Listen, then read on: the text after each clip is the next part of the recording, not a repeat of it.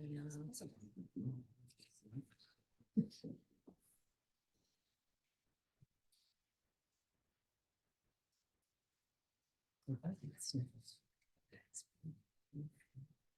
ora koutou, na mihi kia koutou I hui mai nei. Welcome to this Environment, Science and Policy Committee workshop for the Land and Water Plan. And just before we start, I'll just ask people to do a karakia. Tuia,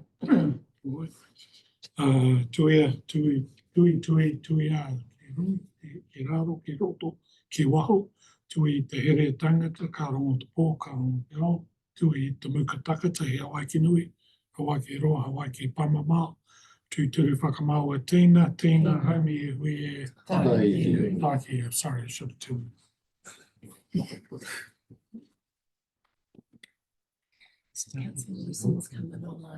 Kia ora, thank you, Edward, for that. Just before we go any further, before we start, I'd just like to note the passing of NRA McLaren Pana while at the bus up last Thursday. A formal recognition of that NA and the events will be made at the appropriate time at an appropriate council meeting. Until then, our thoughts are with NA's family and friends at this time. So thank you very much, and we just all need to get through it. Thank you. So welcome to this workshop meeting for the Land and Water Plan, and I don't think it's microphone's on. As you can see, we've got a few empty seats today, so we're hoping if you're going to join online. I do have an apology from.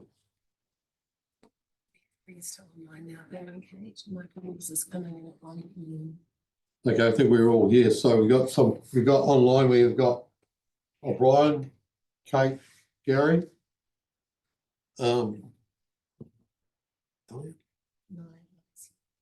Gary might be an apology. We believe there may be an apology for Gary, and definitely is trying to get on. Yeah, so, Okay. so just Gary's going to join online this morning. I think they're not warmed up yet, maybe. So just so we're clear, we've obviously got a bit of illness going around at the moment. Gary will be joining us online when he can. Michael is an apology for 1 PM. He had other commitments, but will be joining us later on. So otherwise, we're expecting everyone either online or in the chamber. Thank you. We're going to have a slight change to the agenda. We're going to bring item number 5 up to number 3. So we believe that's correct. Well, Thur's going to be running the show today pretty much. But so just welcome everybody here. We have Matthew and Colin Clark, Thur, Delina and Tom up to the top there, keep us going through. So basically we've got a pretty full agenda today. Getting into discussing around some of the touch points within the Land and Water Plan and how the Clause 3 consultation and the changes of the regional policy statement have affected the way the plan's been drafted and the possible changes are being made to the plan going forward. So it's a full day. We had a really good meeting last week and week before last, and I think we all just wanted to have really good discussions and work together as a team like we did at that stage. So I think without going any further, I think I'll just pass over to Thur and take us away. Thank you. Excuse me. Kia ora koutou. So thanks for joining us again for another full-on day on the Land and Water Plan. We've continued today with the approach that we took last time of having an agenda and papers for each topic rather than a slide pack. This time you would have seen that the topics are perhaps a bit meatier and there was a bit more pre-reading to do, so apologies for that. There are a few areas where we're looking for direction from you today, and so and it was the rationale for moving the wetlands up the agenda in case, particularly for those online, it's a big day. And being online is really tiring, as I know from experience. And so, particularly if you're not well, we're going to cover the things where we want some clear direction first, before we move into the things that are more informational, I guess, would be the way to describe it. So we're starting off with some changes that were signalled by the government in terms of intensive winter grazing and stock exclusion in particular. You might have noticed that since we wrote the paper, in fact, pretty much at the time I sent it out, the government introduced the bill, which will actually make some of those changes. So we do have a bit more certainty about that, and we'll update you on where that's got to. So what we're looking for there is direction about whether you want to make sure the plan is continuing to manage those activities.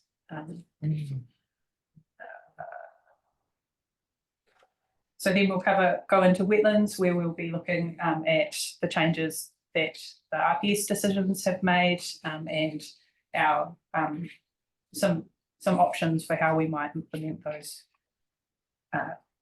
changes. And then after that, we'll kind of carry on with the agenda as it is. So cover the environmental outcomes, where again we'll be explaining how they've been updated to reflect clause 3 feedback and the RPS decisions. Before we go to intensification and why and how the Land and Water Plan manages intensification, and how it's currently being managed. Sorry, I was just skipping up with my own agenda. And then finally, as discussed at the last session, we'll just take you through where the plan's got to with in-stream damming, and how it reflects the direction from the regional policy statement. So that's what we're here for today. Any questions before we get started?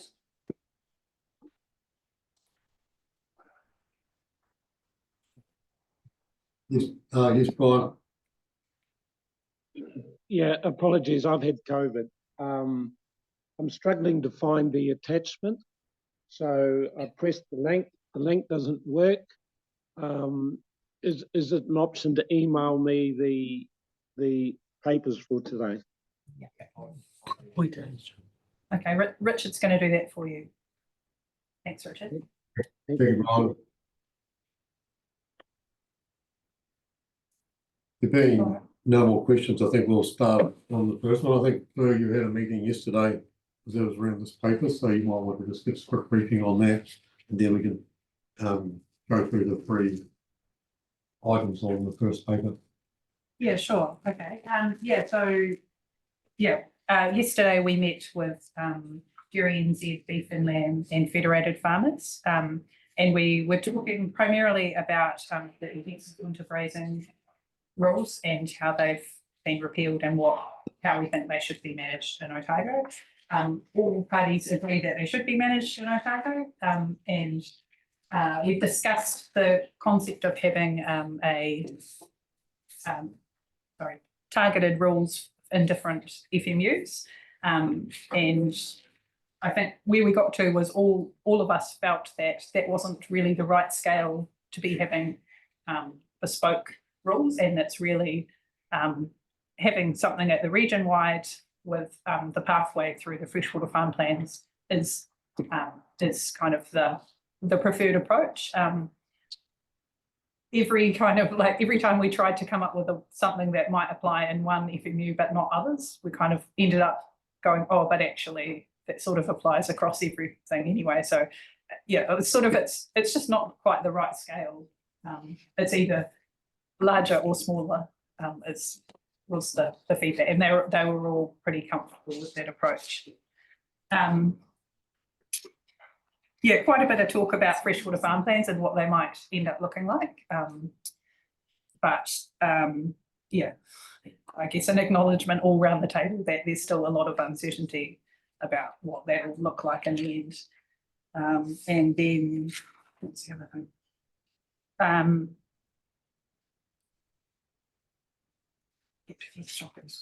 Oh, again, I suppose sort of echoing the similar sentiment for intensive winter grazing, that the stock exclusion, it's very much, it depends on the specifics of the farm. And so again, it's almost like freshwater farm plans are made to manage stock exclusion, so that you can look at the site and figure out where the risky places are and which ones should be excluded. What have I missed? Others who were there? Yeah, okay. No, I think that's awesome. We've got Andrew and then Kate. Thanks for that. Was there any discussion about the ability to incorporate existing farm plans going forward as a means of taking advantage of what already exists? For example, every Fonterra supplier requires a farm plan. So was there any discussion about the ability to unite existing farm plans into a system that is requiring farm plans potentially going forward? Does that make sense? yeah, no, But early for yeah, me. there was, and yeah, I guess an acknowledgement that that's what the government was looking to move towards, is sort of that industry accreditation system. We're certainly supportive of that if our needs, and I guess until we can see it, it's kind of hard to know more than that. Yeah, I think, Andrew, that's definitely the direction that the minister's indicated that I'd like to take the existing system in, is to bring in those existing plans to a certain standard, but incorporate those into the system rather than generate a whole raft of new plans. So by still having that farm plan pathway, whatever that system ends up as, once the changes come through later this year, we'll obviously be able to incorporate them in here. But I think Mr. Hogarth's been quite clear that they see the incorporation of existing farm plans as a key change they'd like to make. And I suppose why I asked the question is that there has been, in some of the legal arguments with the RPS, etc., quite a bit of pushback about how effective existing farm plans have been, and they use the example in Ashburton of some particular case. And so I'm just trying to ensure that we are able to recognise, I suppose, as an organisation, that farm plans are going to be an effective tool going forward. So I just didn't want us to start off on a level that we were thinking that perhaps farm plans won't be an effective tool going forward. That's a comment rather than a question. Sorry. Thanks, Andrew. We have Kate. Kia ora. Look, I haven't got on our declaration, I possibly should, that we are FAP Gold certified. Not that it's something I'm shouting out, but I don't think most people around the table actually know what work is involved in that. But and I'm thrilled if you do.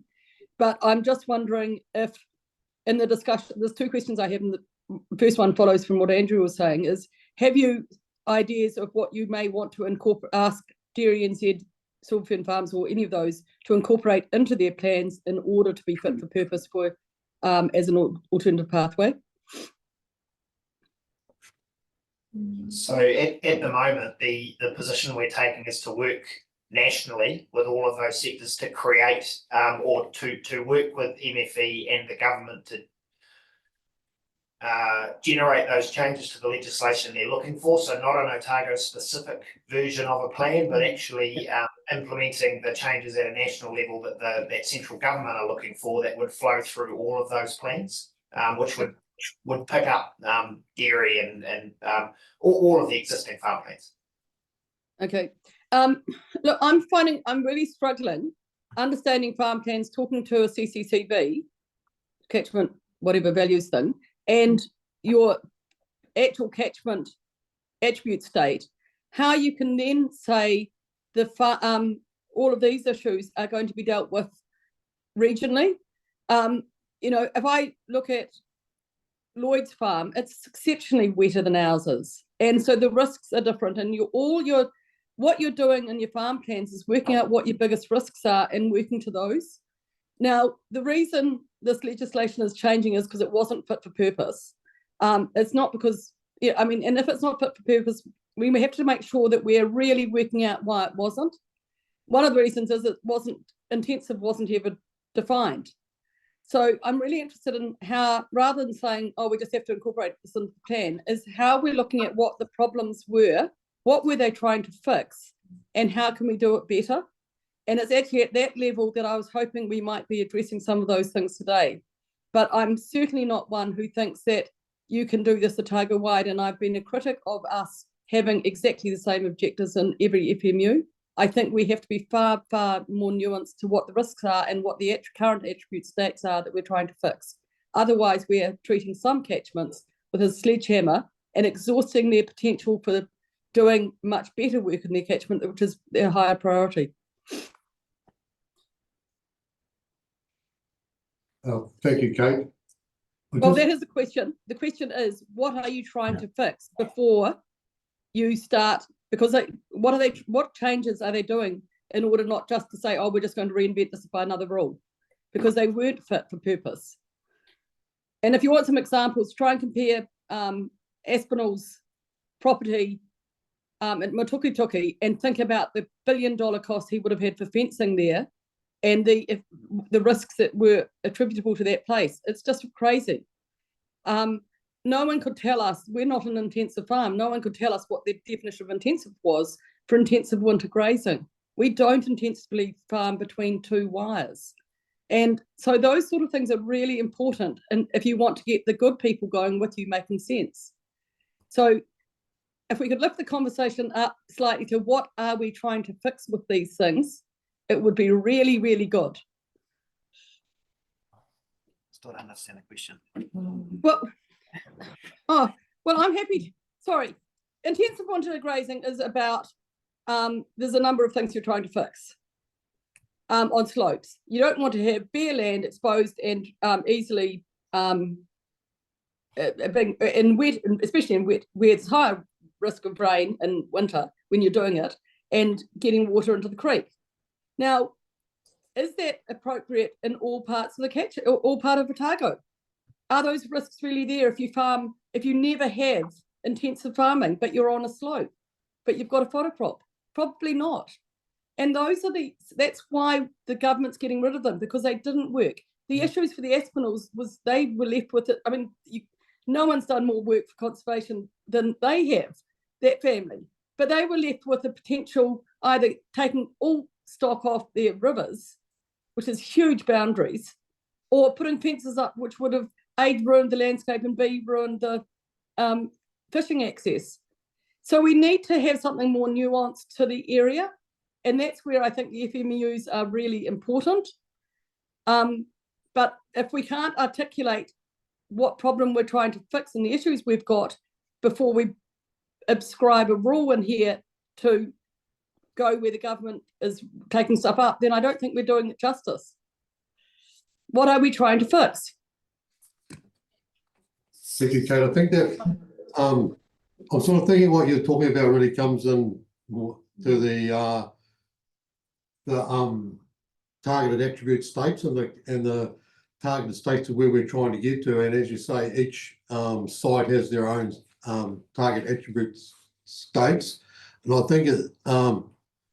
I think we also have to recognise that from what you say, I understand what you're saying, but also, as I understand it, the use of having the ability to use the freshwater farm plan basically nuances your stock, your winter grazing, and your stock exclusion to that farm, whereby if you show that you've got low risk for your freshwater farm plan, that you're going to have a different requirement if you're living, say, where you live, as opposed to where I live in a highly intensive area, which is probably currently over allocated. So that I think the farm planning mechanism to me is probably more important than having differentiation at a base level.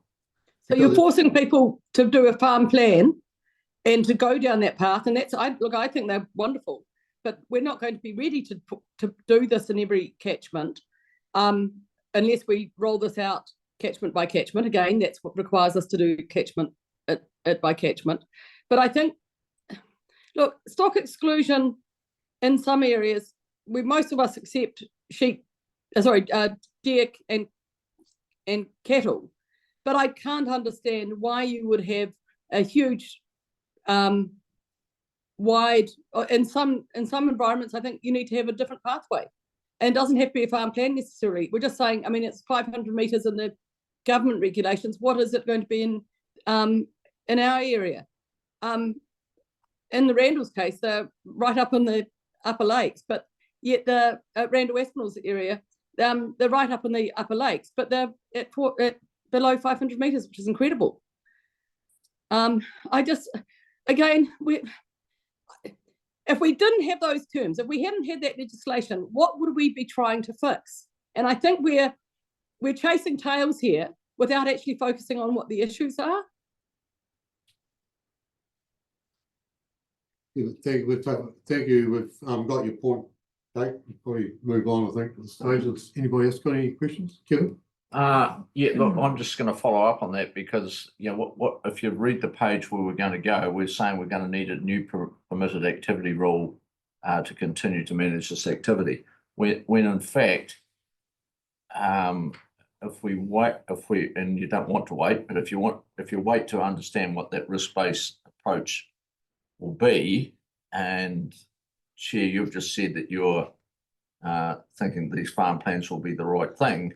How are we going to shape, if we don't know what the problem is in each specific area, how do we shape a permitted activity rule? So that's the part that and that I can see why Kate's struggling is, because if we aren't identifying problem, the difference between something in the Wairika Valley to the Matuki to up the Kawera Gorge, you know, how do we put an all-encompassing, we're just going to stop everything? I mean, that might be the desire, but it just doesn't add up to me, really. So just in terms of requiring a permitted activity rule, if it doesn't have a rule in a plan, then it automatically needs consent. So we do need, if we do want to allow for this activity, we will need a permitted activity framework. What that looks like is, I guess, what some of the debate is about. Certainly from the discussion that we had yesterday, the idea is to have kind of the baseline at the region-wide level with then the consent pathway or the alternative pathway through the freshwater farm plan, where you can get the specific risks and figure out exactly what's needed in that particular place. So that was certainly what we've got in mind. And I think it is worth noting that in the central government announcements around the removal of visuals, they've been very clear that the expectation is managed at a regional level based on risk. So in order to create the permitted pathway, we need to establish a baseline, and there are some general practices that you can argue whether the NES was the right baseline or not, but let's just use that as the example. That was the baseline created nationally. They've decided they want to remove that and push it down to regions. We now need to decide what that baseline will be. Yes, there are differences FMU by FMU. We've always maintained through this plan that we are not going to reach that level of detail in our first generation plan change. Over time, we will get there, and I appreciate your frustration with that, Kate. And I understand where you want to get to. We're just not, as staff, recommending we go there yet because we don't think we're ready. So in terms of this activity, it needs to be in there. It needs a baseline. In an ideal world, working through that with the groups, which was the conversation staff had yesterday, is a really good way to approach it. And then having that farm plan pathway to remove the need again for consenting is a good way forward. Thank you. Yeah, so if we have it, how do we put if we're not going to wait until that law change is done on the freshwater farm plans, how are we going to put freshwater farm plans into our policy now? Good question. So freshwater farm plans will still exist. It's just going to be changes to the system, and that's what's being worked on at the moment. So we have a high degree of confidence based on the information coming from central government that freshwater farm plans as a regulatory tool will still exist. The requirements for those are going to change. So we can include that as a pathway, and unless there is a complete change, and we're not hearing anything from the minister that suggests, or in fact industry that suggests they want to move away from a regulated system, we can include that in our plan with confidence because that pathway will exist. Yeah, right. So, just for my clarification, Richard, so that means as long as our freshwater farm, as long as our land and water plan has a pathway back to freshwater farm planning at a national level, we're confident we'll pick up the national rules of the time. Yeah, and if there are any tweaks that we need to make, we can do that through the hearing process, but having a pathway in the first place is the main. It's important, Makes yeah. I'll just go back to you, Kevin. Yeah, so still on exactly the same thing. So intensive winter grazing's gone, all right, but we've still got 300 or 400 on, 300 odd on those consents anyway. But so what happened with intensive winter grazing? We went out and we educated and we had really good discussions with our ratepayers. We then got everyone sort of underway, and then what we did is we did an inspection regime, which we actually did these flyovers, and then from those flyovers we tracked back to where we thought there was issues, and some of those issues were probably with people that hadn't either been to our seminars or hadn't gone and got consents.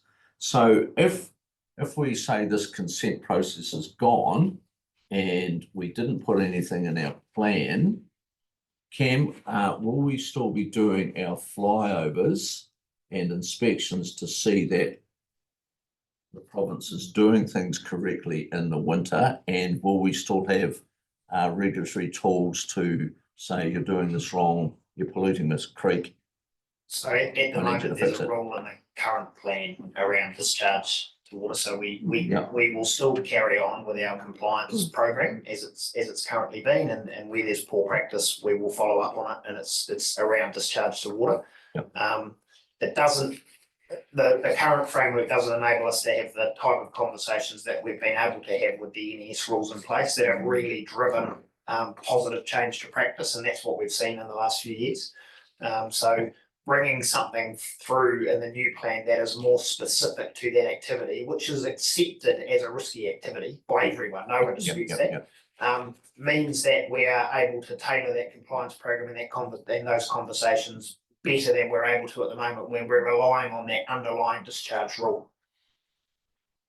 Yeah, my aim's not to get anything tougher than and to give anyone a free pass. I'm just checking that we've got the right things in place that are in fact aren't going to have unintended consequences that all of a sudden stop an activity by good operators and or doesn't catch up with bad operators. That's what I'm just trying to see. Thank you, Kevin. Karen? Thank you, Richard, for articulating that so well about the where this all sits. The issue that I have, and I'm just where the risks are greater. If we have a baseline, you tend to be looking at therefore at a regional scale, having your rule at the riskiest place. Again, taking Pomahaka as opposed to the Taieri, quite different catchments, quite different sediment issues, quite different rainfalls and soils. If you set it something at a regional level at a baseline, I presume you'll be looking at the riskiest areas, and therefore the people who don't have that same risk suffer either having to go through a consent or a freshwater farm plan as your alternative, or having themselves, until we fix this with FMU regulation changes, and this is the risk of rushing the stuff, of having the rules set or the baseline set for the riskiest areas. And I don't think that's fair. What I can't understand is how we don't know our communities well enough, or we've had 4 years investment in science now, and I appreciate we came from a very low start, but I can't believe that we can't understand and nuance at an FMU level to an extent with the baselines. So I don't think it's fair to share the risks that other FMUs have. I think it's going to give a perverse. I mean, does that make sense? I mean, I don't know, well, the question that then, Fleur, is how are you setting the baselines? Is it going to be for the riskiest site or for the least risky site? I might just respond to the point about FMU specific, and the reason why both industry and we don't feel like we can make rules at the FMU level is because it's not necessarily about an FMU wide level of risk. It's about the soil, it's about, you know, how close it is to sensitive water bodies, and those things are not things that you can kind of look at right across an FMU. And so that's certainly the advice that we've had from science, and what they were raising yesterday. In terms of the second part about where's the baseline, I don't know. I guess the way that that's a good question about what level is it at. I would say it's sort of similar to how most of our other rules, in that it sets setbacks from sensitive places, and kind of looks at the scale of the activity. So it's permitted where it's a lower scale or if it's not close to sensitive places. And we've also asked for a winter grazing management plan, so that we can kind of get a sense of how risky it is. But yeah, I don't know if you wanted to add anything, either of the sidekicks that have worked on it. You just go to, I'll let I'll them. give you, and then I'll go to Gretchen. So can I just tease that one out just a wee bit further? So for instance, if we have our standard setback is 5 metres, right? But my property, and that's sort of based on our knowledge of a really, reasonably intensive farming system. But if my property, I am very an extensive operation, so I've got very low intensity. So it's very, So I'm running 2 sheep to the hectare sort of thing. So why would I need that exclusion? But because I'm so lightly stocked, can I apply for a dispensation through a freshwater farm plan? You can anyway, but I'm wondering if you're that extensive, you're probably going to meet the permitted thresholds anyway, because it's about 10%. Well, we haven't nailed it yet, but we're talking about either 10% or 50 hectare area. We're talking about, presumably if you're that extensive, you can avoid the areas that are right next to water bodies and sensitive places. Well, no, I possibly can't, because I need to grow. I'm just thinking of the types of soils and that I have, but there is a pathway there through a freshwater farm. So the general That's cool. concept is that pathway That's what I exists. need. It's the same way that consents have been dealt with over the last few years, where it hasn't met the permitted criteria, which are set at a level, and I would say they're probably set towards the least risk rather than the highest risk, because they're a baseline. They're not trying to pick off the highest risk, but where you don't meet those criteria, you must demonstrate, in this case, it's been for a consent for the last few years, and future it'll be through the farm plan. What steps are you taking to mitigate the risks that exist? And that will be based on conditions on the farm. Yep. And also what's set up in the catchment context around attributes and other factors that are being considered as part of that. So that pathway definitely exists, and it's effectively the same tests that have been applied over the last few years through consent. So it enables that to occur, provided that that assessment of risk and appropriate mitigation can be shown. And you just listed what some of those mitigations might be: low stock rate, Cool. that sort of thing. So that's the concept. Yep. Thank you. Yeah, and Richard, I'll just add in, that's for stock exclusion for intensive winter grazing and in general. Just both, yeah. Andrew? Sorry, I don't want to prolong this, but I was just diving into the. So I don't want to prolong this, but I was just diving into the draft plan, and I couldn't even find in the definitions freshwater farm plans.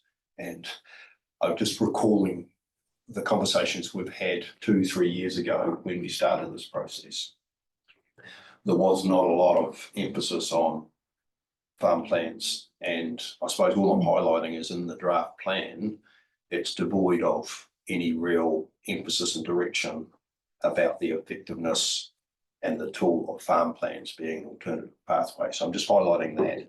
And I suppose understanding that through this process, I assume we will resolve that.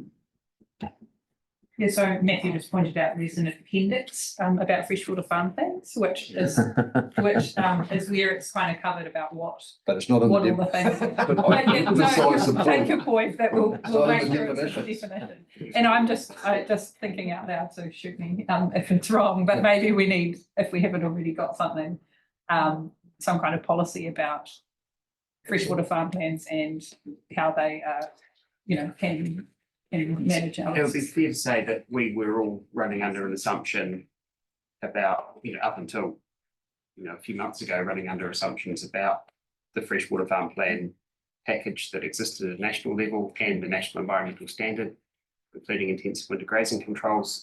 Up until a few months ago, we were running on some assumptions about what to continue, and there are a few gaps that are being created. Hey, look, my point is that there needs to be a greater emphasis in here about the tool of freshwater farm plans going forward.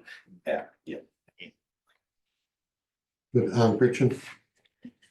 Yeah, I just, sorry, want to comment that it's awesome that we've had the discussion that you've reported back, the Welland Clause 3 consultation recently, getting together with primary sector leader groups and agreeing that intensive farming should be managed in Otago, that it shouldn't be at a catchment level and that it should be at a region-wide level. So I'm not judging that or not, but saying that that's what you've come to together. Obviously, this is just clause 3 consultation and that's one party, but it's really good to have had those discussions. That farm planning is a pathway along with permitted activity as well, all consenting. But it reflects really strongly what Minister Hoggard spoke about with the regional sector group as well, whereby the risk-based approach is where they would like to get to as well with farm planning and other rules. So the stuff that Councillor Wilson's talked about with catchments that aren't as high a risk, we specifically spoke about that situation where if you had a risky activity in that catchment, even though it's a good catchment, done no problems, it would still trip the criteria in his mind as well. So that's the sort of thing we're working with. Then there's the catchments that are already very risky themselves because they're already bad catchments with bad water quality. So yeah, both situations need addressed, and even the government is speaking like that. But awesome to get to this approach. Thanks. Thank you, Gretchen.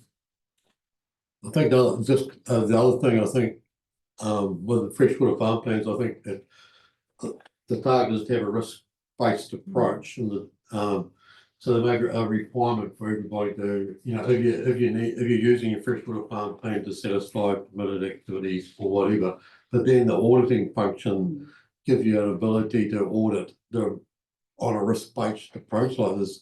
I don't think there's any intention for all the plans to be audited all the time. It'll be more like on a risk-based approach going forward. So I think that I think that's going to allow some middle ground to be able to get the environmental outcomes without being over onerous on people who are pretty much in low risk zone areas. And I think I'd add to that, the other conversation coming out of Central Gunnedah Farm Plans is at the moment it was a blanket.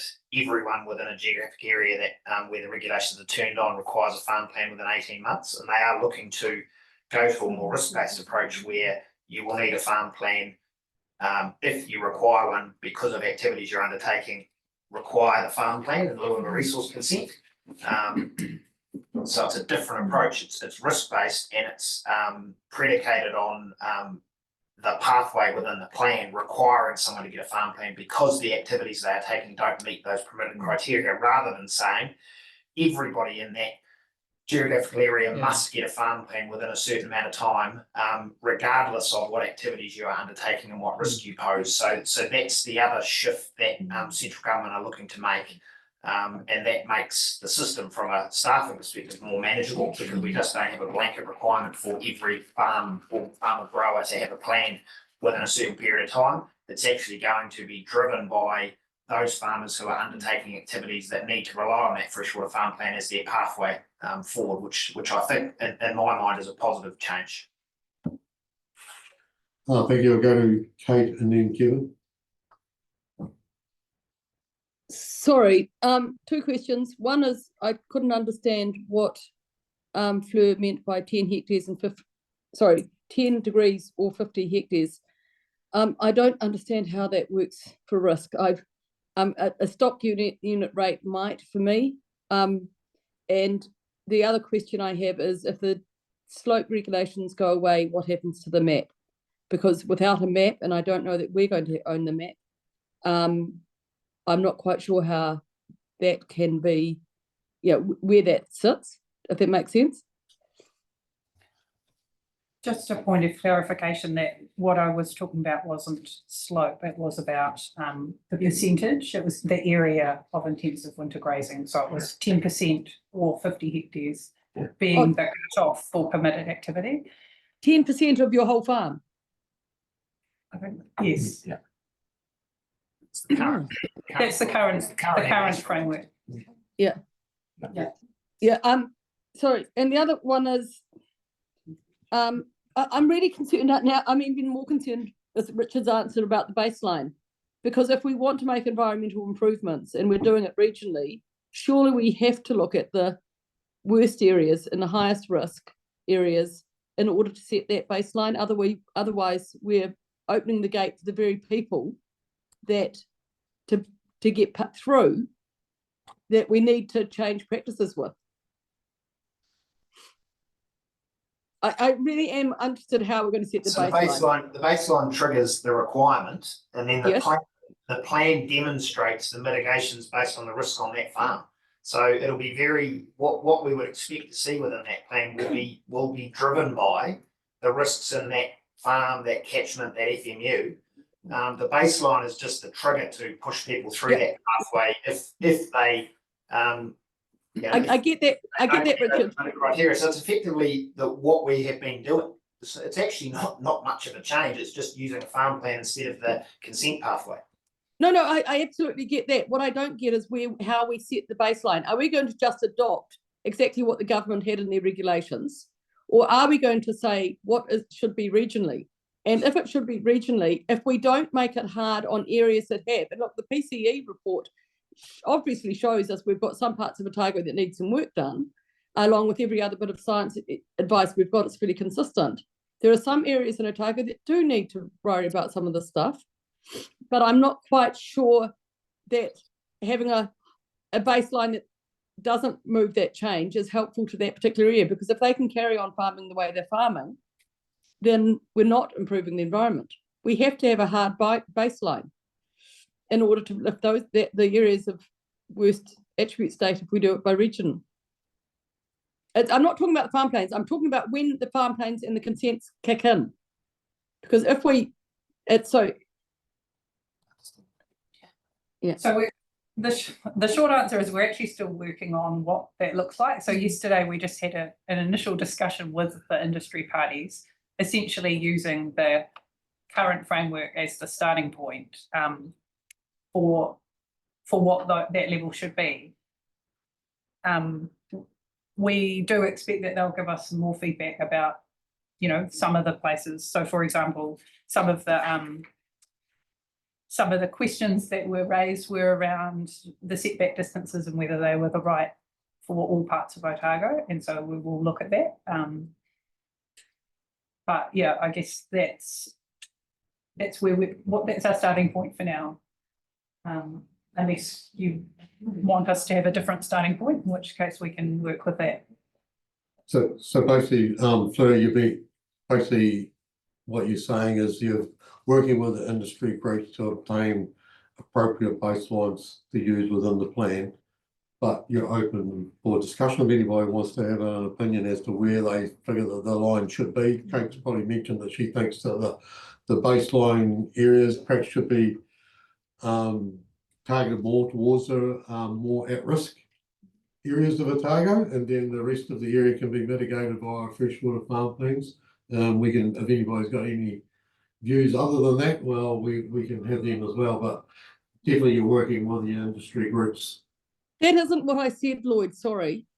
But No, what I've said is when does the baseline trips you needing to consent or farm plans? It is where you set that baseline that is important. Okay, what Kate's saying is that we should be nuanced in our baselines based on risk by FMU. So looking for where is our higher risk areas, and this is a conversation that Fleur and Tom will need to go away and have. Do we have enough evidence and to make a case to separate out baselines based on FMU, or do we feel that the most appropriate approach at this stage, and this is a decision that we'll have to get some guidance on from the table, but we need to go away and have to think about it as staff. We had been thinking, from what I understand, that it would be a consistent baseline for clarity. And there are some pros to that, but I also understand Kate's suggestion, so it's probably something we need to go away and have a quick look at as to whether or not there is enough evidence to suggest different baselines for different parts of the region. And that's what I'm hearing Kate suggesting. The current position is one baseline, one conversation, farm plans if you trip it based on catchment context and risk. Or do we go a step further and set a slightly different line in those areas that have greater risk based on the data that we hold? Okay, you're good with that?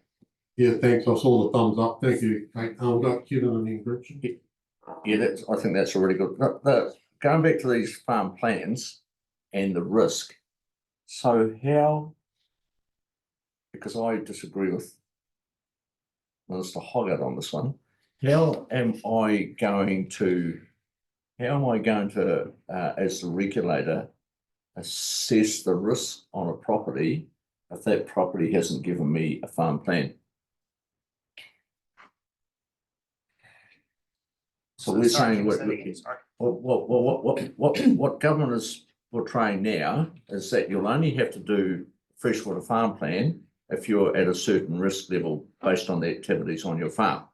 So if I don't They know how risky you are. So what they're saying is that and Joe will tell me if I get this wrong. What they're saying is that there will be greater flexibility for councils to determine that. We can still determine as a council that over time everyone has to have a farm plan, but we don't need to do it within 18 months of turning North Otago on. Yeah. We could say, actually, we're going to focus on these land use types. We're going to enable all of the farmer growers who trigger the need for, or who want to use the farm plan as a pathway for an activity. They can come in, and then once we've dealt with that initial higher risk activities or those that require it to undertake an activity, we could then pick up the balance by saying, by this date, everyone needs to come in with a plan and demonstrate what activities you're undertaking and how you're mitigating that risk. So it's the concept is greater flexibility, right, rather than blanket 18 months. Yep, good. Thank you. Thanks. Well done. Gretchen? I'm just wondering whether now's the right time to be giving feedback rather than waiting for everyone to have a chance once we've finished. Sorry, I was going to give feedback, but it's probably not fair. I know you will carry on going. If anybody's got any questions and opinions. I'll give my feedback now. I support Kate's approach and Richard's articulated actually the North Otago scenario of the reasons why, problem identification, and it also ties in with the whole CCCV approach as well, where you highlight or identify what the issues are, and then put an action plan in place. So I like the sound of that. Well, if we're going to be giving feedback, I would like to know why Dairy NZ, Feds and Beef and Lamb all thought that a regional approach, one rule for everyone, works better.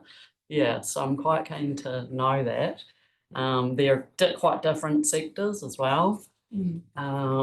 And yeah, so I don't know, but all I'm saying is that I think we should have a robust case as well when we go to you know, stand up for this plan. And it should be based on what the environment can withstand. And if Kate's right, perhaps, that maybe everyone's really happy with one rule across Otago because it's slightly less stringent than it needs to be for some areas. I don't know that. I have no idea because I don't know why everyone thinks that's a good idea. Or is it that, yeah, it makes sense. A lot of people aren't going to trigger these criteria, and that's okay. We can all get on with life. And whether you're at whatever catchment you're in, you need to be looking after the environment, whether it's for that stretch of stream that runs through your farm or it's for the entire catchment, same deal. So maybe one rule is fine. I don't know, but I don't feel prepared to make that decision at the moment. But all I'm saying is that we need to be able to stand up for what we've set, and it needs to be based on science. Thanks. Thank you, Gretchen. Anybody else want to say any feedback? Edward? Going? Yep. Yeah, look, at this stage, I would still be leaning on the one rule for the whole region. I think I'm a bit like Gretchen. I want to understand better why the industry were of that view. I think you can set it in such a way that obviously those that are more at risk, those FMUs, obviously will trip more in, and those that are less likely to be in that category will have less. And so I think it may be more practical and easier to manage and still have the desired effects, but I'm still not totally clear if that's the right answer. Thank you. Thank you, Edward. Tom? Yes, good morning, everybody. Look, I'm following the conversation, and look, I don't think I agree with the one rule fits all. It seems to make sense that we do identify the high risk areas, and establishing different baselines. I follow that through, and it sounds good to me. And I'm just wondering how the rest of, sort of wondering how the impact of the government's indicated changes have actually, what that impact is on our draft land and water plan in this area. Are they significant or not?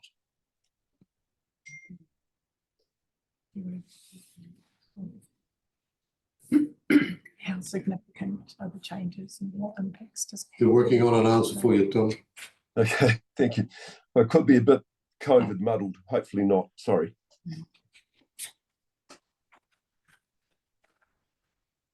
So in terms of the changes for intensive winter grazing? Yeah, in this one, because I'm looking at the document here that you've sent out, and it's the main question you're asking us is that you're seeking direction from us around around the stock exclusions and low slope land and all that sort of thing. So that's what you're seeking from us, correct? Yes. Okay. So what are the significant? What are there any significant changes that have come through from the government that have impacted our draft plan significantly?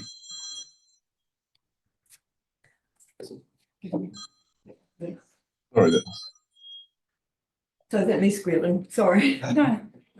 It's a late alarm, Tim. Go for it, Simona. So in terms of the government changes that have just come out, they basically said what they were going to do. They've revoked the stock exclusion regulations for beef cattle and deer on low slope land, and revoked the regulation for stock on natural wetlands. But in terms of winter grazing, they've revoked all the intensive winter grazing regulations from the NES. So basically that leaves, and they have made it clear, as Richard said, that they expect that regional councils will pick that up and manage that at a regional level. Right. Yeah. So just if we pause there, then our plan at the moment, our draft land and water regional plan, does that accommodate that? No, we were totally relying on the NES for that, for intensive winter grazing. Okay. So then you're asking us to come up with a rule that applies in this area, and this is the discussion that we've had at the moment, and we've sort of settled on sort of identifying high risk areas so that we can establish different baselines. Is that where we've landed? So I think that's right. I said what we're saying is that having revoked those rules, there is now nothing to manage intensive winter grazing. The conversation with the industry groups yesterday, which was Dairy NZ, Beef and Lamb New Zealand and Federated Farmers, all agreed that that left a significant gap and that it would be provident for a regional council to manage this activity. And so what we're looking for is direction to say that, yes, we should manage that and what that might look like. Okay, so have you got that from this discussion? Sorry. So I think what we've got is a bit of a difference of opinion, which is fine. So there's a little bit of work we need to go away and do, because it's got to be a robust case if we set up these different baselines. So I don't think we've got opposition from what I've been hearing around the table. We've got two different options that we need to go away and have a look at. Yep. Might want to just jump in as well in terms of what the science is already telling us. So that's the answer to your question. So we have got some guidance. It's not unanimous, and that's fine. It sounds like there might be a little bit more work needed. Okay, thanks. Sorry for the convoluted question. Thanks, Tom. We'll just, Tom, do you have following on? Yeah, sorry, I've having a bit of a slow start today. I was just trying to make sure I got my thoughts collected before saying anything. I listening to the discussion around whether or not it would be appropriate or doable to have a tiered or risk-based system for defining where a farm plan may or may not be required and at what level. That is definitely doable. We haven't done that yet because the system, as it was set out, required farm plans of all people above, or all operations above a certain level, right?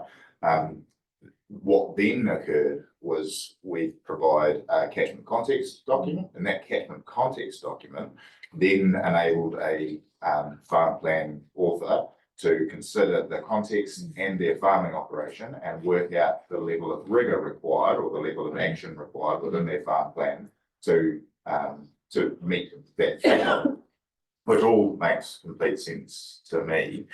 If we were to take this, if we under this approach, it is possible for us to take that catchment context information and use that to then create a graduated level of thresholds, and it would just be a matter of how we work that into the plan. The science information does exist to be able to do that, but it would be just be another exercise for us to go through. Thanks, Tom.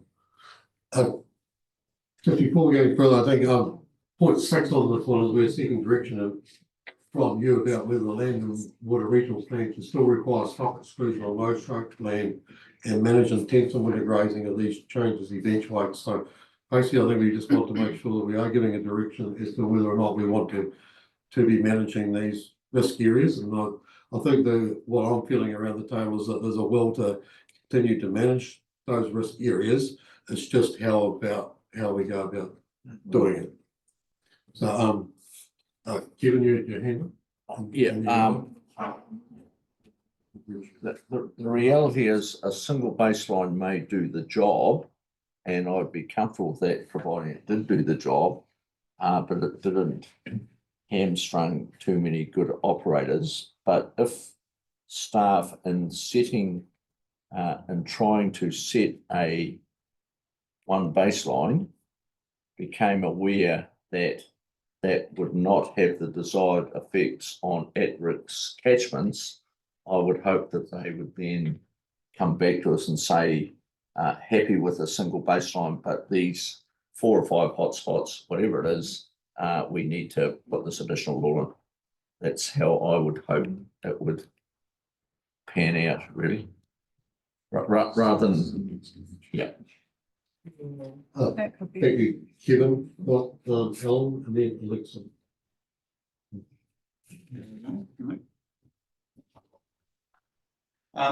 Yeah, look, thank you. It certainly seems to me it is important we continue to manage these activities.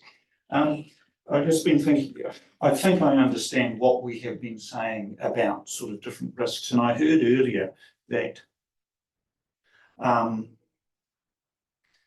the discussion earlier was suggesting, in fact, trying to have different levels at the FMU level isn't very useful because it comes down to individual farms. And I was going to ask about managing that, and I think Tom might have answered the question for me, but I'll just see. Is it possible then to sort of build in that risk assessment into our permitted activity rules? And Tom, was that potentially what you were talking about, what was built into the rules in the plan? Or I may be on the wrong track.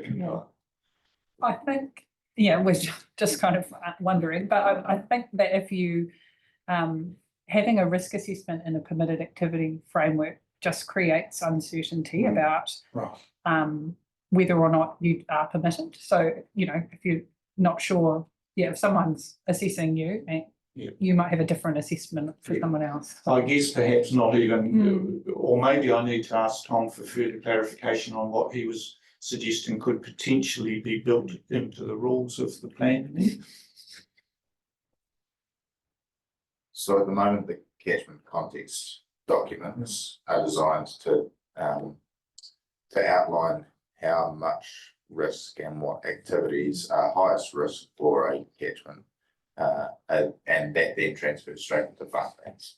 You could take that information and define whether or not at an FMU or catchment level, which catchments were at most at risk and required the greatest level of effort or regulation.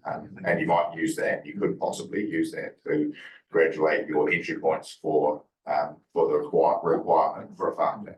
That was what I was suggesting, and that was, in terms of listening to the conversation, that was what I was hearing in terms of the feedback, but I could have had that right. And I'll just add too, there is no conversation at the moment that the requirement for a catchment context is going to be removed from the farm plan system. So my sense is it will stay because that is the way that you make them risk-based and farm specific. So our ability to continue to set that catchment context, which drives the content of the farm plan, will stay as part of the process. So that's the piece that, and I think that is a more appropriate way and provides more flexibility to your point, Kevin, where we get more data, the catchment context can be updated as opposed to trying to build it into a rule in the plan. And then we've got to go through a plan change every time the data gets updated and we want to make it, we want to make a change to that benchmark. Yeah, so if we're concerned about having this blanket baseline, this is a potential way to explore dealing with that. Yeah, and the way that the rule would be structured is essentially to allow, the permitted activity conditions are the baseline, and it's intended that most people would go through the freshwater farm plan route. So therefore would cover all of these, the catchment context and the highest risk places on the property.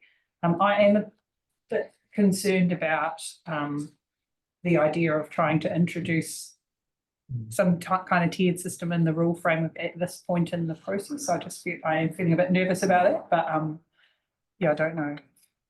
Go on, if you want. Yeah, it is actually something that we tried, but in a different area before with the dairy, which was basically an FMU specific rule, and we had a threshold based on stock units, but people were a bit reluctant to accept that as well. It's a hard thing to do because risk is not just a factor of what's happening on the environment. It also needs to consider the farm system. So you need to manage both at the same time. Thank you, Tom. I've got Alexa and I've got Brian and Kate, or Kate and Brian actually.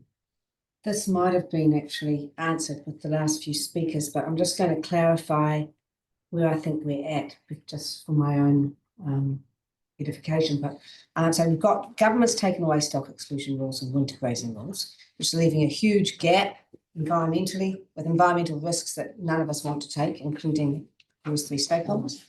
So we need to pick up that slack so that rules are in place, but how to do that is hard, and whether or not it's one baseline or not is the question, I guess. But I'm wondering, and I think this is what Richard was saying, that there, and Fleur, is that there might be a hybrid approach of the regional baselines, which are kind of a permitted thing, and with specific high risk areas having different rules, possibly based on their farm plans. Is that where we're at? Not exactly different rules, but just that the farm plan would put controls about how that's happening. Okay, so different controls to manage those risks. So that's where we're at. Sounds relatively reasonable to me. Thank you, Alexa.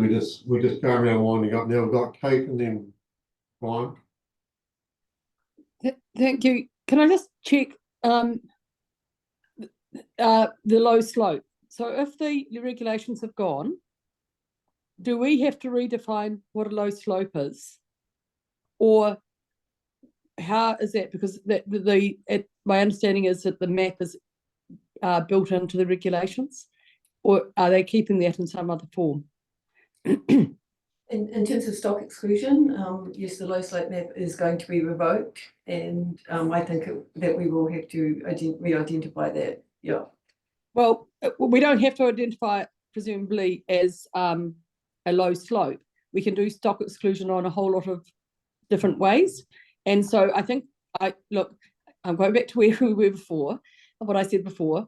I think that there were flaws in the system. What are we looking at as an alternative way, or are you just going to say, when do you agree that we need a low slope rule and we'll do it the same way? Because they're two different questions. I don't mind having stock exclusion. I do mind just putting in exactly what was there because I think it was wrong. And I don't want us to own a map like that necessarily because it wasn't great either. Thanks for those comments. What are there questions? Well, we are looking for direction on this. So do you want, that is the question, I guess, is if we are going to carry on managing it, do you want to do it the same way or something different? And I think we're already looking at ways to make it a bit more nuanced, but certainly wanting some direction from the table about, how that might look different. So I'm just wondering if we're going to do that, I think it's really important that people understand what those the triggers are at the moment, which I think is below 500 meters, which I think is too high. And I just want to make sure, I think some people have misinterpreted what I said earlier about baselines. If we don't make baselines rigorous and tough, we won't get the environmental back. I don't want people getting a free pass here with baselines. I think baselines do need to reflect the risk, but I also don't want to make it so onerous on some places, like the grandparenting.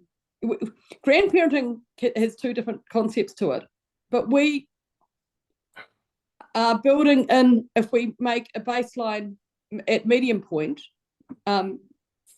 another grandparenting, and to a certain extent, what we need to do is get the best environmental outcome we can and move things if we need to. And that's where I'm saying we need to have a variable baseline. I think people have misunderstood and thinking I'm wanting it easier. I'm wanting it not to be really hard on people that don't deserve it, but I do think there are some risk areas that we need to have a very low baseline, and I think the PCE report showed that. So anyway, I just want to articulate that. But I think if you're just going to say, oh, we'll just carry on with this, I think we need to explore what those different components are, and I can't remember the different components, but I'm not hearing that discussion, and I'm really concerned about it. So I'll just use one point, Kate, around the map, and that is from a staff perspective, absolutely agree, that map. So for those who don't know, there's a low slope map that was generated as part of the stock exclusion rule that is dropping away. We absolutely don't want to have any part of generating our own version of that map. So that's a given. So therefore, what direction are we getting from the table around what mechanisms we may use? Obviously, slope under 5 degrees, we can calculate that. 5 to 10 farm plan was the pathway, and that was based on the map. We don't necessarily need to use the map. We've got some tools that staff have been using for intensive winter grazing, where we can go and get the average slope of any piece of land at a farm specific level. So it's those sort of triggers we're talking about. But there's a strong recommendation from me, and I would suggest the staff would agree that we don't go anywhere near a low slope map. Right. Okay. Well, again, is it just slope, or is it slope and rainfall, or is it and expectations and things? Because if you can use sacrifice paddocks, I don't want to put on a rule that doesn't give you a good solution, and where the technique may be better to drive a technique in certain rainfall areas that's better than even and gives you the pathway. Thanks, Kate.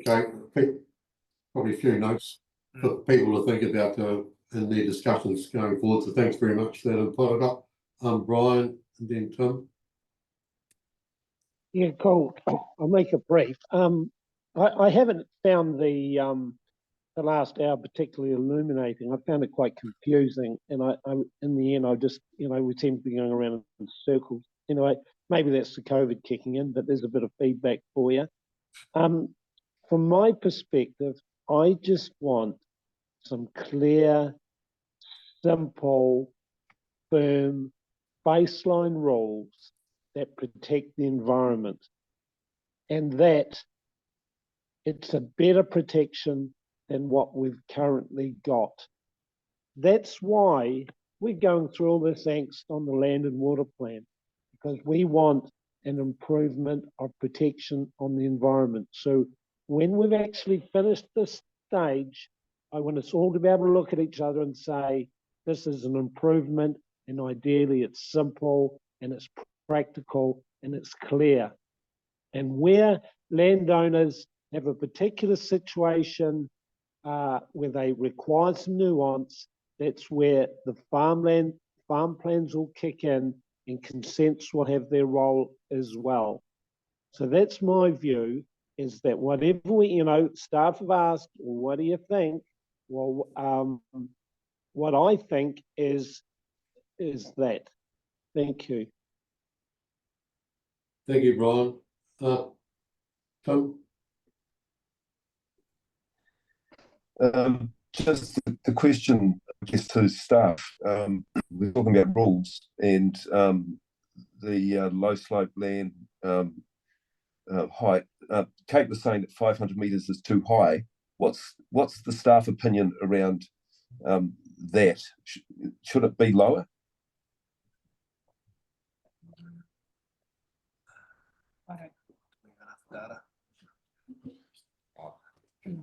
It's hard to give an opinion. I think previous rules looked like 800 metres. 500 metres is lower. But yeah, you probably get a graduated reduction in risk the lower you went. But it's a question around whether or not what is the right level. It's a balanced question. I'll just say that the background to that exclusion of over 500 metres is when the rules initially came in, they didn't have I don't think they had a trigger at all. So it effectively picked up everything. So stock exclusion over a certain slope, even in high country farming, was picked up and required fencing, and then it was recognised by the government of the day that that wasn't the intent. And so they brought in that 500 metre threshold where over that altitude there is no the stock exclusion regulations did not apply. So it was a update to the original Central Freshwater rules to respond to feedback in particular from high country low intensive farming. So there is a decision to make as to whether we feel that that is the right level to set that exclusion at, or again, whether we think Otago is a slightly different case. But there, and I don't have all that info, I'm sure staff do, around what was considered at the time by MFE when they updated those rules and brought in the 500 metre threshold. But that's the history of that. So that's how it was generated. And I So guess that, what sort of response have you had from the consultation with industry? What are they saying about this? we didn't really talk about the elevation yesterday at all. I guess the point of these regulations are to manage the more intensive stock situation. So it's not really about like the very extensive high country kind of situation. So it's about making sure the threshold's at the right level, and maybe it's not about elevation and it's about stock numbers, stocking density or something, although I know we've been there. But yeah, I guess that the question is, what's the right proxy here? And if it's a higher elevation, great. If it's, So just to add to what I said before, by far and away, the majority of the high intensity farming that occurs in Otago falls below 500 metres, and that threshold works pretty well for Otago if you're using that as a limiting factor for applying those rules. There are a couple of exceptions that I think the sticks above the sticks scroll plane sits at about 510 or something like that, so it's just outside the threshold, but by and large fits pretty well. Thank you, Tom. I'm trying to just wrap this one up, but just before I go to you, Kevin, just make sure, Gary, welcome if you can hear me. And if you'd like to have your opinion at the end, just pop your hand up. Gary, you good? Yeah, I could hear you. Thanks, Lloyd, but I probably am not really in a state to be able to contribute much. Sorry. I might do something by email, I reckon. Yeah, that's awesome. Thanks, Gary. Thanks for listening in. You're good, Kevin? Then I'll just finish off this section. Yeah, look, I'm not too worried about the 500 because if you look at terraces, terrace is about 300 metres, and so and there's a lot of intensive winter grazing happens in the terrace area. So that's 300 to 500. So that's the terrace township, and there'll be stuff up into the arable land and that around there. So I don't think that 500, especially when you've got the farm planned option to go through and sort. So I think 500 is probably for a good reason. And the likes of Aspinall, where that is a specific issue, that will simply be farm planned out of farm plan done, and as simple as that. What I just want to make one comment on is everyone's worry and concerns. If we go back to when intensive winter grazing first started, and I know that there was a set of rules that came down that you had to apply to, and that made it really good for Joe and her team to go out and talk with people. But and everyone adopted, not everyone, but a huge majority, and to the degree that we did over 300 intensive winter grazing consents in the first year, and the rest of the country didn't do anywhere near that number in total. So we were very early adopters and very early at changing ways and making things happen. That, to me, I don't think of those people that have already adopted it is not going to change. So I'm not unduly concerned about the fact that this is gone, because those practices will not go away, and we still have. We're going to put freshwater farm plans in, so which is really good. But in the interim, if there is a hole, we're still going to be doing our inspections, our flyovers, and the work anyway. So I think this is only a start of something really, really good. So I'm not actually panicking that it's gone, because I think the work done by our team and the fellows that haven't got winter grazing consents, there'll be a few ratbacks, but in general, it's people that know they're doing a good job anyway. And we're seeing that from our flyovers, from our work. So I would not unduly panic, and I'm comfortable with the way we're heading. That's all I have to say. Thank you. Thank you, Kevin. Okay, do you have anything different to add? Well, I was just going to praise Fleur for what she just said, which tied exactly the issue which I raised right at the start. What are we trying to fix? A stock exclusion to intensity. And what I still don't know is what is high intensity. But she nailed it with what she said. She was absolutely right. I don't care about altitude as long as I know what the intensity is. But we keep on mixing these things all up.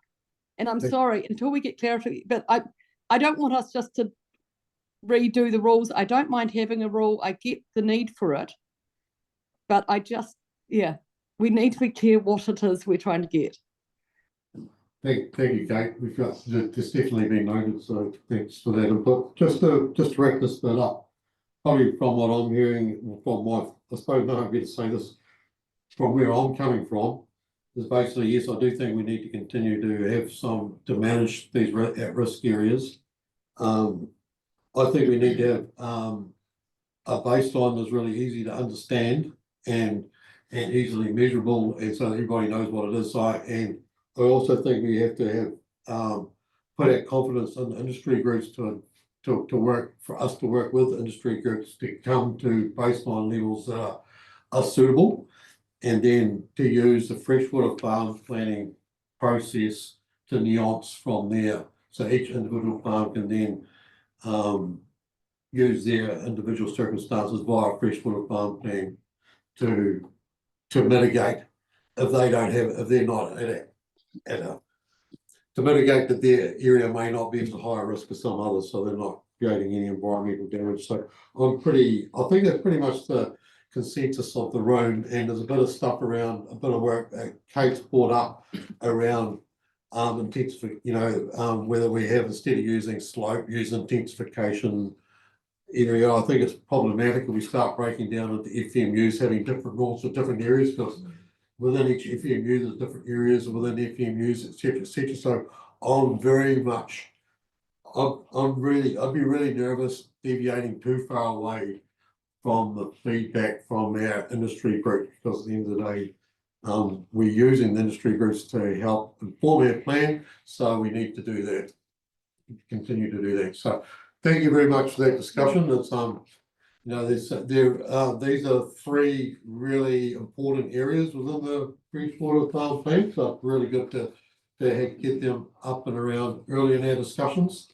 So, and I'm actually feeling a little bit more confident after the discussion today that we will have a workable freshwater farm plan instrument that enables each farm to nuance their response to looking after the environment. So thanks very much for that. It's now 10:25. I think we perhaps go for a 10-minute break, and then when we come back, we're going to go straight into the big wetlands paper. So we'll come back at 25 to 11, 10 minutes. Right timing on that. Thank you. Awesome.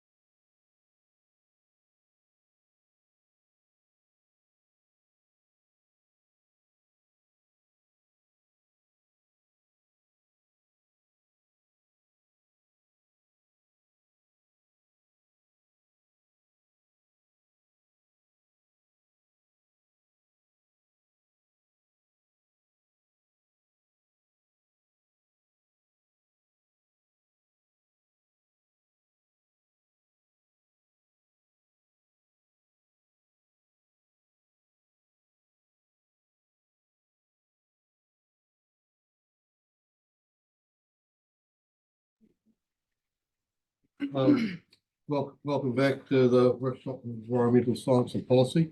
We're just moving on to the wetlands paper now, which that's item 5. And I think we have Matthew McConnell going to be talking about that. So basically with this paper, I think we'll just get all the background stuff to start with, and at the end of this paper, we've got 2 options to discuss about as well. But first of all, we'll just let Matthew go through the background stuff. Thanks, Matthew. Thank you. In the paper, I have set out, I'll just run through the paper, but a key part is the wetland definitions that are here. The Resource Management Act defines wetlands really broadly. There are then a sort of a subset that have been defined in various places as a natural wetland. So that excludes, ones that are constructed wetlands and a range of other kinds of wetlands like that. And then the NPSFM and the National Environmental Standard refer to natural inland wetlands, which are a subset of natural wetlands. And probably the key thing is that they don't have a dominance of pasture grass in them. So they're more, I guess you'd call them, or could describe them colloquially as more of a true wetland, a wetland that you would recognise as dominated by indigenous plants. In the national level guidance that we've got in the NPSFM and in the NES, it focuses on those natural inland wetlands. The stock exclusion regulations, we'll come to this a bit later on, some more discussion on that, unfortunately. They apply to natural inland wetlands on low slope land. One of the features of the bill that's just came out last Friday is to remove all of that from the stock exclusion regulations.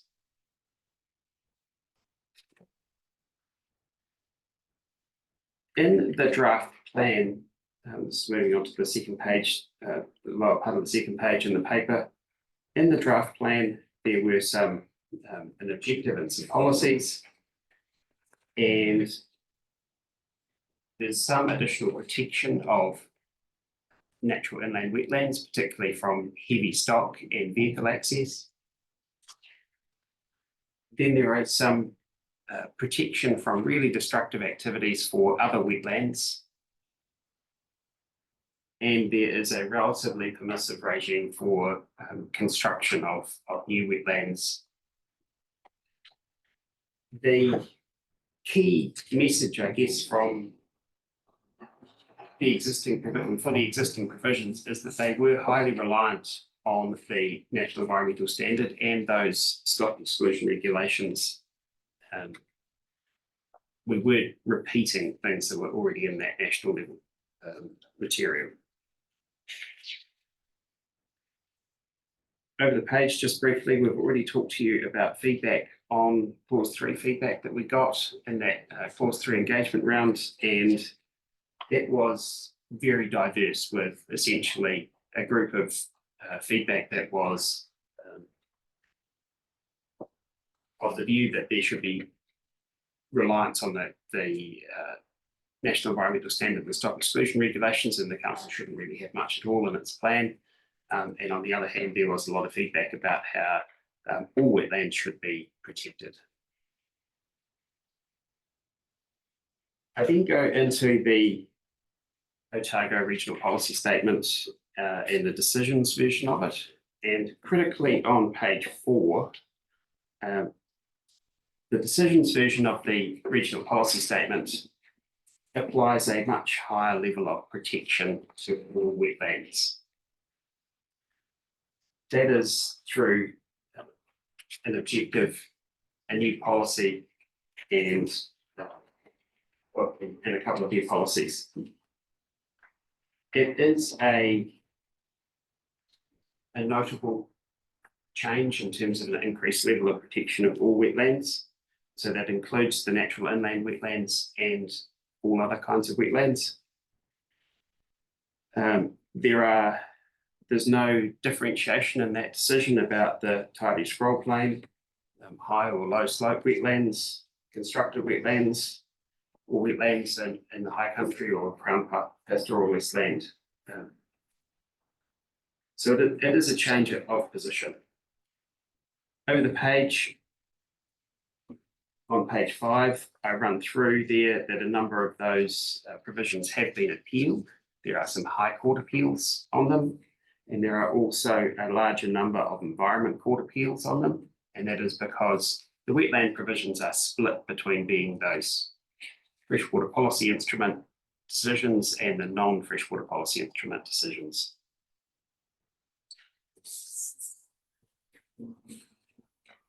Over the page, there is a brief update on the mapping process that's underway, and just an update for you on the status there.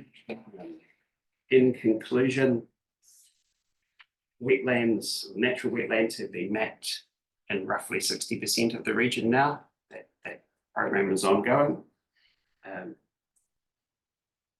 that's the first step in that process, and that there is an additional step to identify the natural inland wetlands as a subset of that. There is reference at the bottom of the page there about a memorandum from the science team about stock exclusion. And the reasoning for that is that the decisions version of the regional policy statement specifically identifies that stock should be managed, excluded, except where it's beneficial for wetlands. So we sought a little advice on that, and that was circulated last night to you, and I apologise for the lateness in that. Over the page,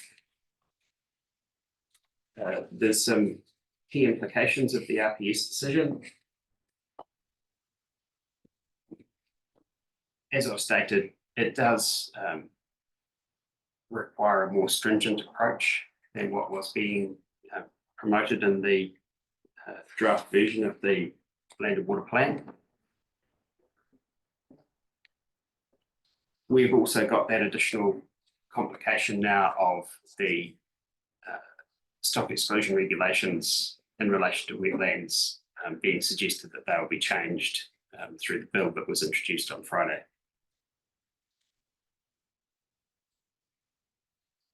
On page 7 there, I have set out 2 options. There is a... Can I just, I've only got up to page 6, so we can... Yeah, maybe I might be looking at the wrong thing too. Have you got, at the bottom of page 6, have you got options? This is on diligence, being legal. Diligence not working for me at the moment, so I'm in the email. I'll just go back. The technical memo, I think You know, we're on the cover. So, because this one's at 50. So have you updated, has it gone to diligence? Not yet, Yes, yeah. right, okay. Yeah, so not the technical paper, the. Overview options. Yeah, 5, it'll be Oh, yeah. number 5. So, no, and that- Yeah, that one. Awesome, That one. thank you, Maybe go sorry. back. Of those online, we're just getting, Yeah, cool. there's a couple of councillors just getting onto the right pages. Thanks.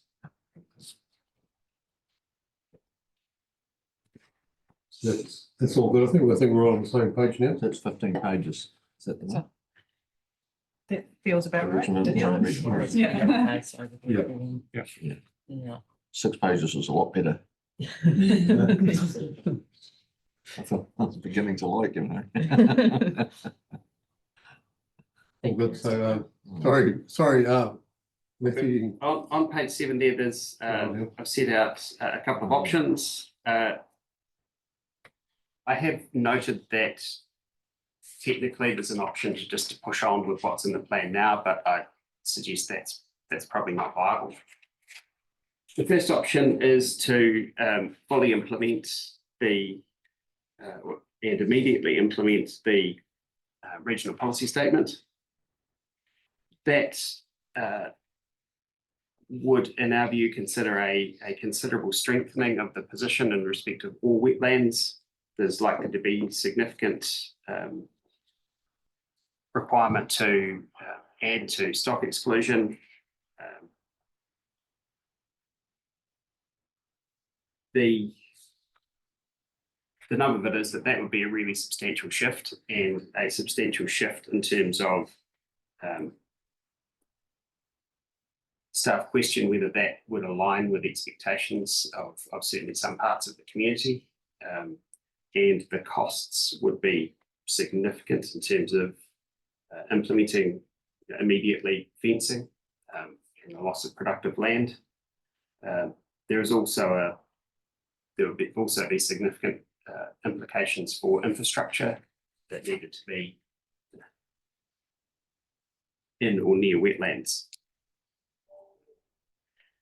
The second option is a staged implementation, where we are suggesting that this might be a preferable approach, in that there is some strengthening of the provisions in the plan now,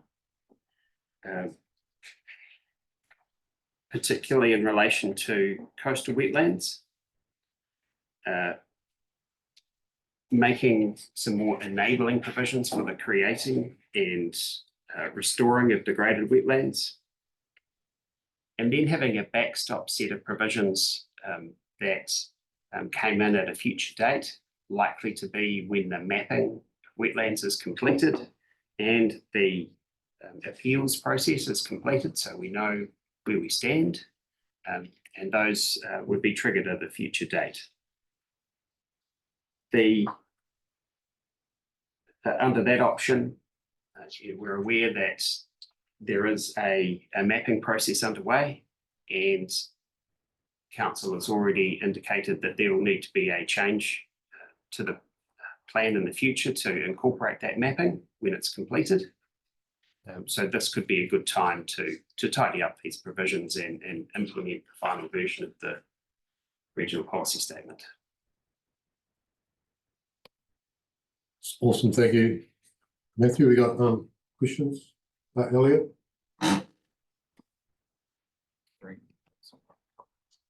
I'm just funding this and see that the specific additional restrictions for wetlands in the coastal environment, is that above and beyond the restrictions for inland ones, or is that just to like bring them up to speed with the inland restrictions?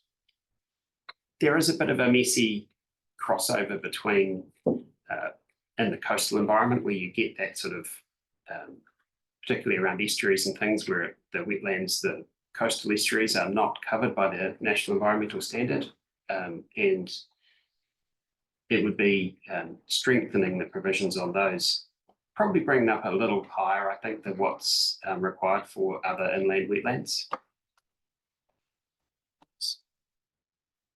Thanks, Elliot. Any other questions or discussions? Ellen? Thanks. Look, could you remind me what we're doing about sheep?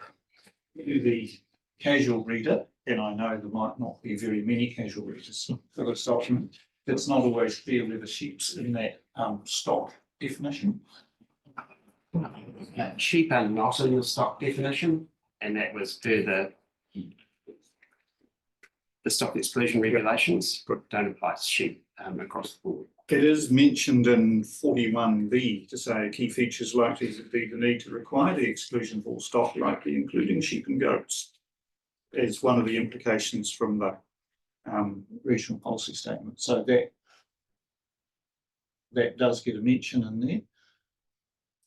Yes, it does. In my view, if you were fully implementing the regional policy statement direction immediately, I think that would be a likely outcome. The technical advice that we've got and the suggestion here is that it might be appropriate to look at sheep in the future. Yes. And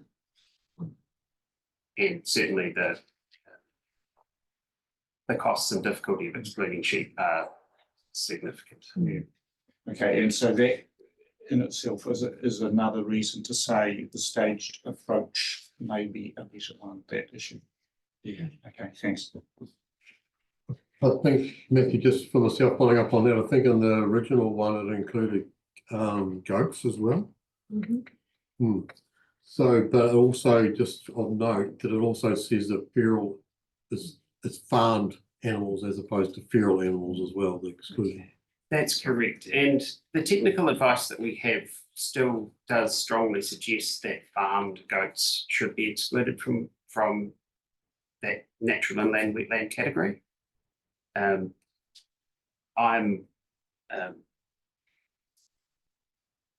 We had that discussion earlier about that. And certainly, given that it's farmed goats, I suspect it's not a huge proportion of farming in Otago. Yeah, so that is something that you might want to consider. Oh, thank you. I've got Tim and then Andrew.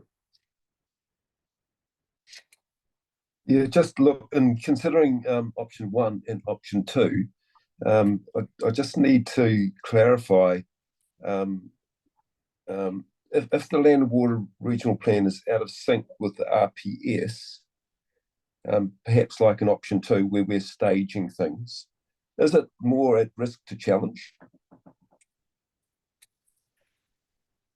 Yes, I think there is probably a challenge there that there should be immediate and full implementation of it.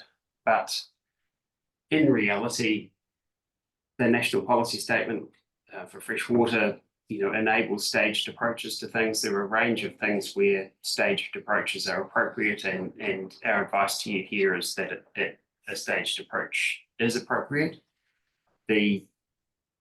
Even just implementing the exclusion of cattle, horses and deer on the natural inland wetlands is going to be a significant step. Thank you. Thank you. We've got Andrew and Kate. Matthew, you mentioned about the mapping, 60% of the mapping was done. I assume that was the general wetland mapping rather than just the inland. Is that correct? And I just wanted to understand the time frame for the balance of the other 40% to be completed. The balance of the other 40% for that initial step will be within the next couple of years. The further step to differentiate between a natural wetland and a natural inland wetland, the vegetation, but that'll be further in the future, and we still include the outcome how we'll get all of that sort of thing. Thank you. Thank you, Andrew. Kate? Apologies. I'm sure this is this report sent me back into COVID fog badly. So I'm not quite sure that I quite understand it, but I appreciate option 2 is, I think, less stringent.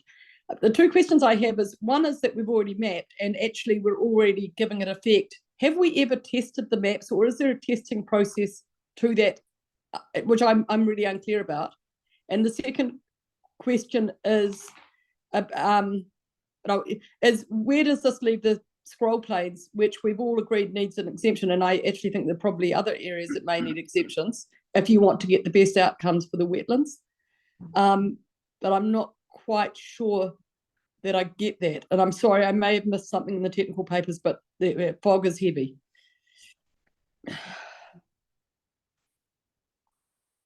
Tom, do you have a response? Yeah, as far as the scroll thing goes, I think that's something that we'll need to consider further, and we haven't considered or discussed in these papers. But for the with regards to mapping, we followed a process set out in through a bunch of national guidance and tied to the National Policy Statement.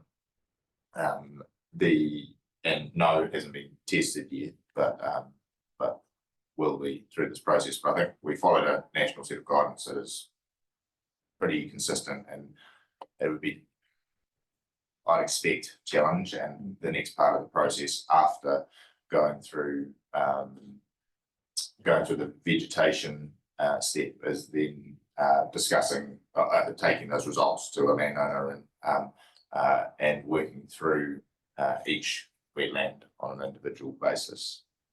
So there's lots of steps to go still to get to the end of the delineation of a natural inland wetland. But if the rules are changing, does that delineation still apply? That's where I've got hitting the wall, sorry.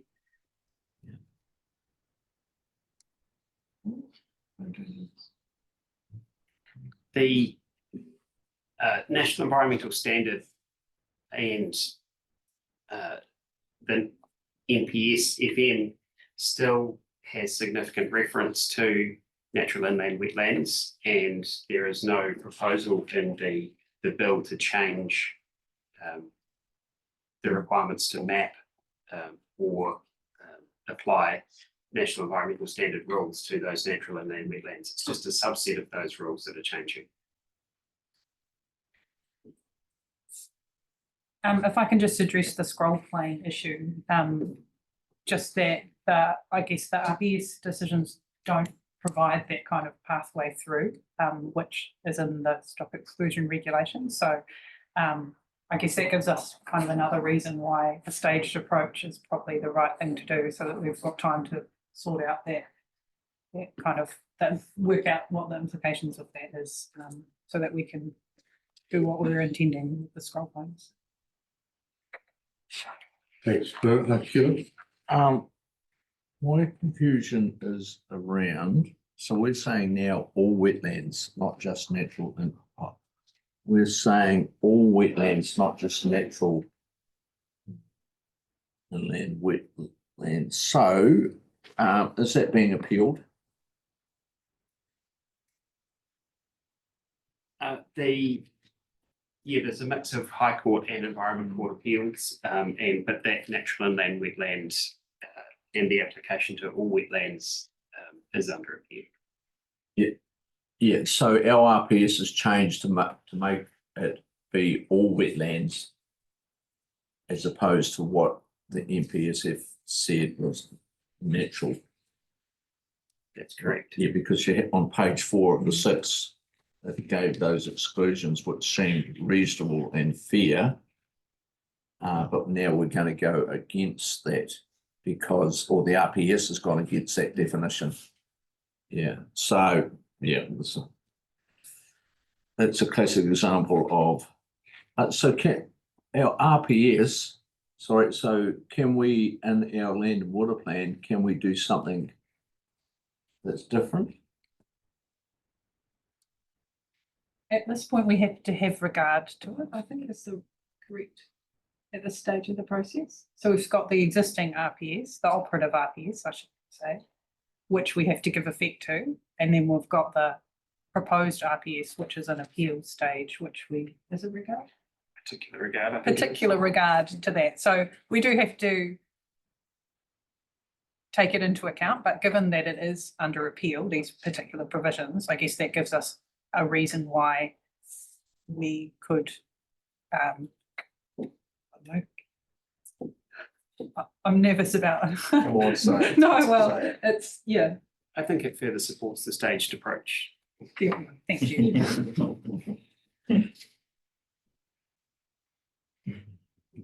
You good, Kevin? Yep. Brian? Yeah, cool. We've just been through an RPS process. We've just delayed the land and water plan so we can digest the RPS process. Now we seem to be getting reasons why we can ignore it. We've got option 1, we've got option 2. We've lost most of our wetlands. The RPS recognises this. Let's get on with it. Option 1. Even if we go with option 1, based on history, it's going to take that long to implement it. Option 1. Let's not, why are we trying to come up with these compromised reasons to justify degradation? Thank you. Thank you, Brian. Kevin? It would appear that I am certainly not trying to justify reasons to not stop degradation. I am just trying to understand the reasoning behind our RPS going against the natural inland wetland. And if you look at page 2 of, page 6 in the first paper that we've got, it clearly defines those areas that are not natural wetlands. So they are blobs of water that are formed through activity that probably should just be fixed up and drained properly so we can have good natural wetlands performing properly. So it's not about, there's no way we should be diminishing the quality and quantity of natural inland wetlands. But there is a clear definition of what they are, and I'm wondering why we have to go outside that definition. Because that will be the part that will be heavily contested.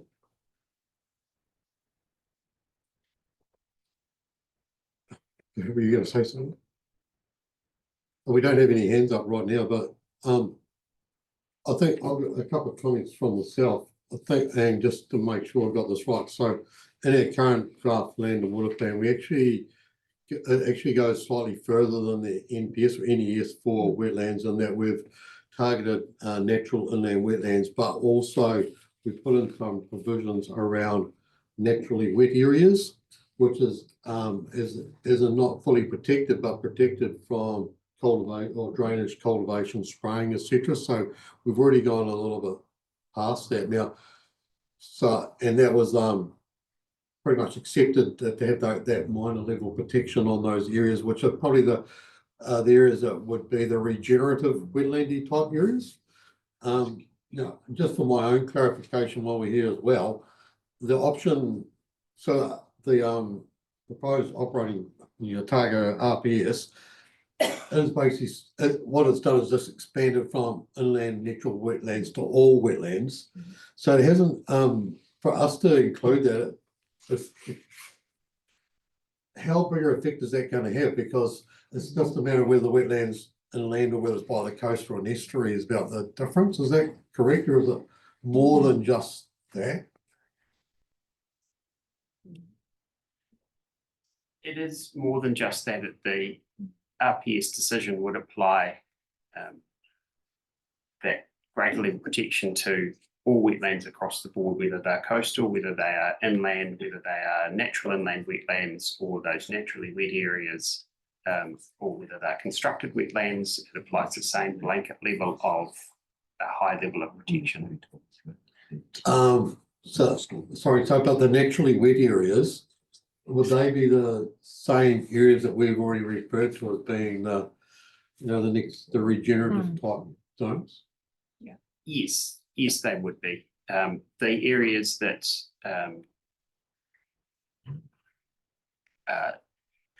are not covered, that are covered by the RPS but are not covered in here, are lots of constructed wetlands and those other kinds of wetlands that are, that generate around an altered lake level, that kind of thing. So there is a small category that are not addressed.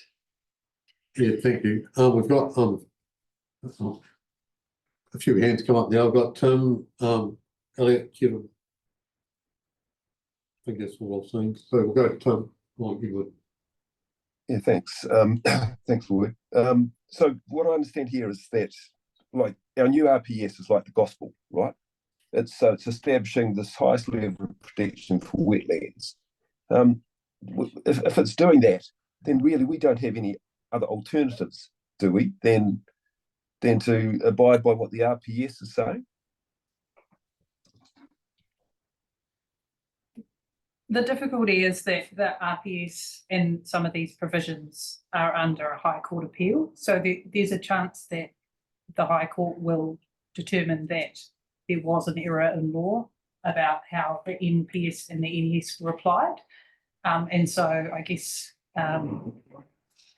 that's why staff are recommending that the phased approach would allow for those appeals to be resolved before you kind of go down a path which is extremely restrictive on wetlands, like much more so than what the plan draft had in it. So, yeah, as Matthew said, it would apply to all of the wetlands, and it wouldn't just be those, you know, those cultivation, drainage. I can't remember what the third thing was that we've said for those naturally wet areas. It's all of the protections for the natural inland wetlands that apply in the NES. And so that's, yeah, that's why Okay. we're that approach. Just another quick question. Have you got an example of a natural wetland or a constructed wetland so that I can perhaps try and picture this in my mind? Yeah. The one I'm thinking of is in Wellington, so I don't I know don't that's know a that great one. example, but Surprise me. we've got filming. In Queenstown, Gorge Road, there's a wetland. It's actually a regionally significant wetland, and I believe that is an artificial one. Any local ones like around Dunedin? There's also the wetland at the inlet of Lake Dunstan, which was created by the formation of Lake Dunstan. Yeah. It's not uncommon as a stormwater management solution, so it's, yeah. One on the Kaikorai, that's, yes, a sedimentary one. Yeah. Yeah, so we got like a, what do you group one at Waipahi, which is a 5 hectare wetland. So protecting these unnatural wetlands is just as important because the water's flowing through. Okay, thanks. Thank you, Tim. I've got Elliot, Kevin and Edward. Yeah, must do this one, that's right. Oh, your mic's working now. Oh, it's working now. Just had to warm up. All right, there we go. Okay. I was just wondering how this memorandum affects the other paper. It sort of recommends that goats be included in the stock, goats and horses be included in that definition of stock. How does that, would that require an amendment to one of those options, or how would that be implemented?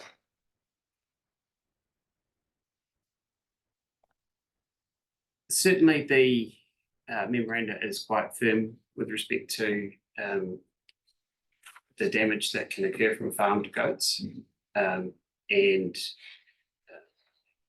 while it has been discussed before by council or in a workshop, I would certainly seek some guidance from you as to whether you want to now to, on the basis of that advice, to include farmed goats in the stock definition or not. And that's entirely up to you, and it's again, you can come into that staging process. Are you good there, Elliot? Yeah, I'm just. We'll go to Kevin while you pick up your next one. Just wondering if you could give me a definition of a naturally wet area. Because a naturally wet area to me would be the Tory, would be parts of Wairuna around Clinton, certainly plenty of parts of Hopotenawa, certainly heaps of parts of around Heriot and Tapanui, and those naturally wet areas have all been tile drained. So are we saying that they need to be reverted back? And that's where I go from my definition that we have of natural as opposed to all wetlands. Yeah, sorry, there was probably poor use of words, and I apologise for that. No. That's naturally wet areas. I'd really point you towards the definition of wetland at paragraph 4 on the first page of the paper. The RMA definition of a wetland is permanently or intermittently wet areas, shallow water and land water margins. And then the critical bit is that support a natural ecosystem of plants and animals that are adapted to wet conditions. So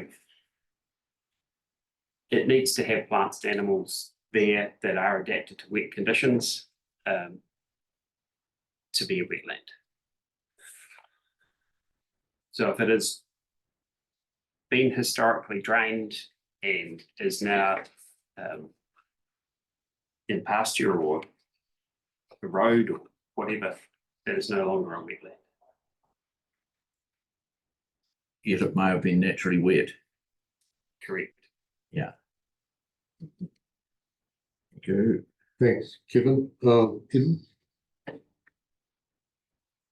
Yeah, I'll have to put my hand up here. It's been a passion of mine and certainly one of Kaitahu forever around wetlands.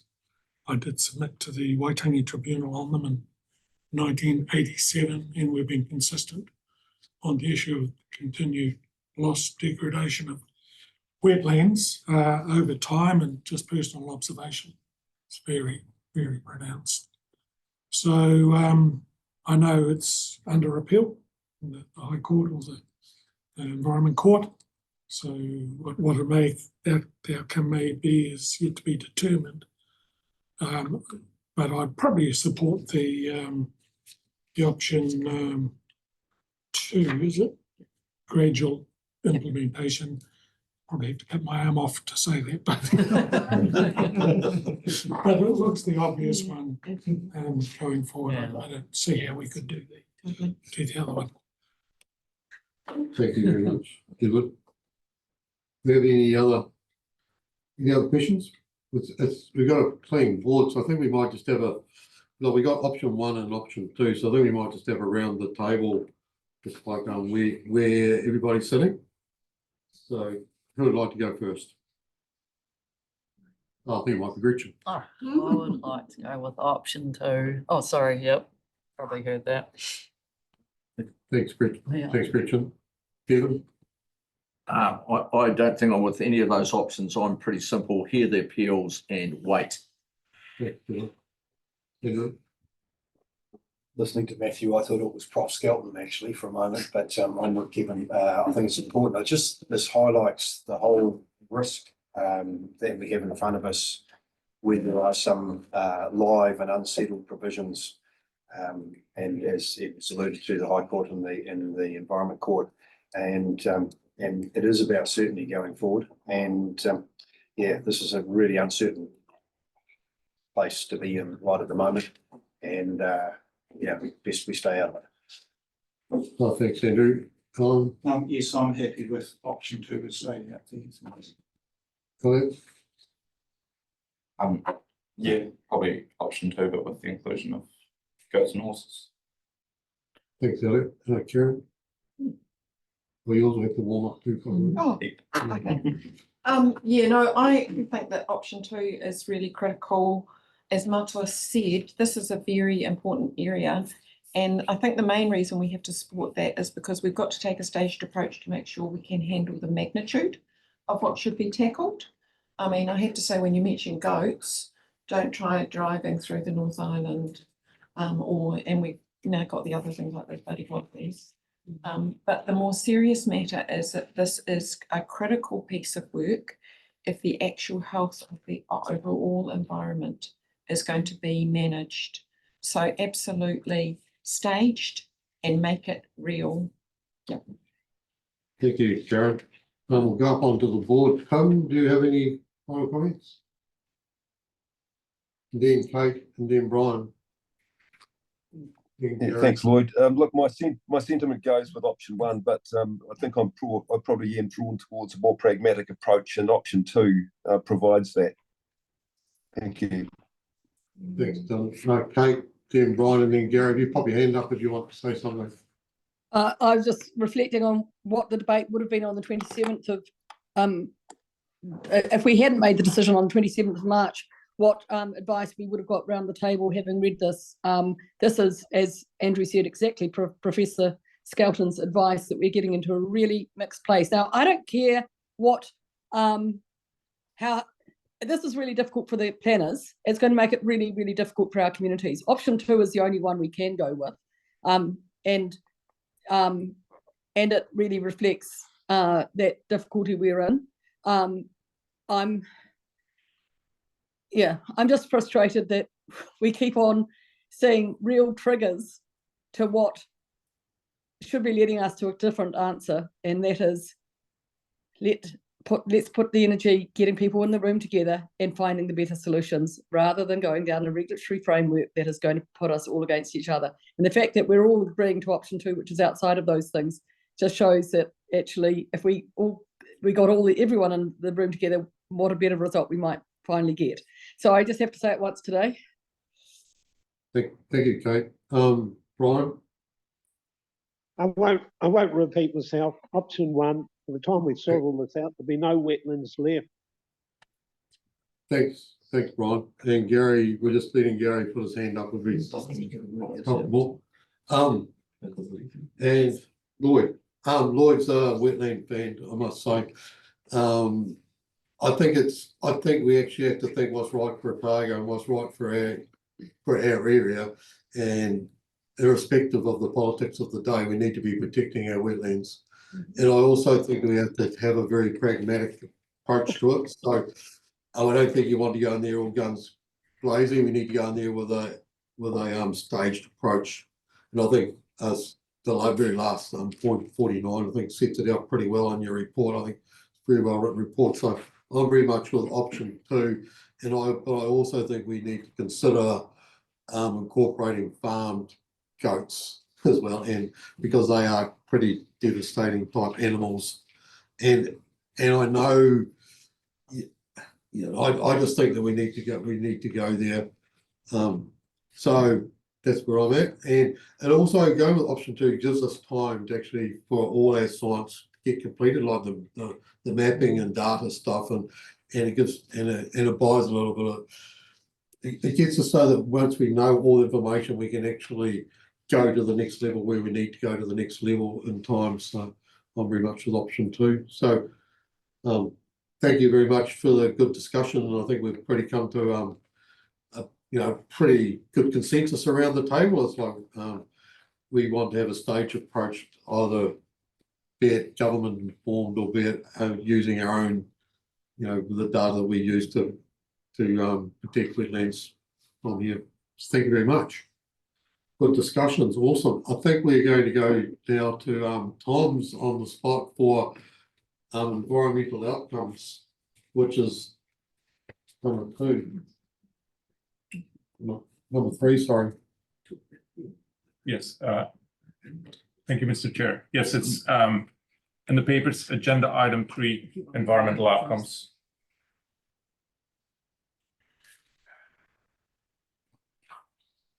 Would you like me to? I think you just do your briefing for the first part and then, take us before we get to the actual discussion. Give us the background, Thanks. Basically, the paper is split up into 2 parts. First part is the main body of the paper, basically sets out the process for developing the environmental outcomes. And it also outlines some of the suggested amendments that we want to make and the drivers behind them. The second part is an appendix. I'm not going to go much into detail about the appendix, but it basically outlines the principles that we applied when drafting the environmental outcomes, which are the SMART principles: specific, measurable, achievable, relevant, and time-bound.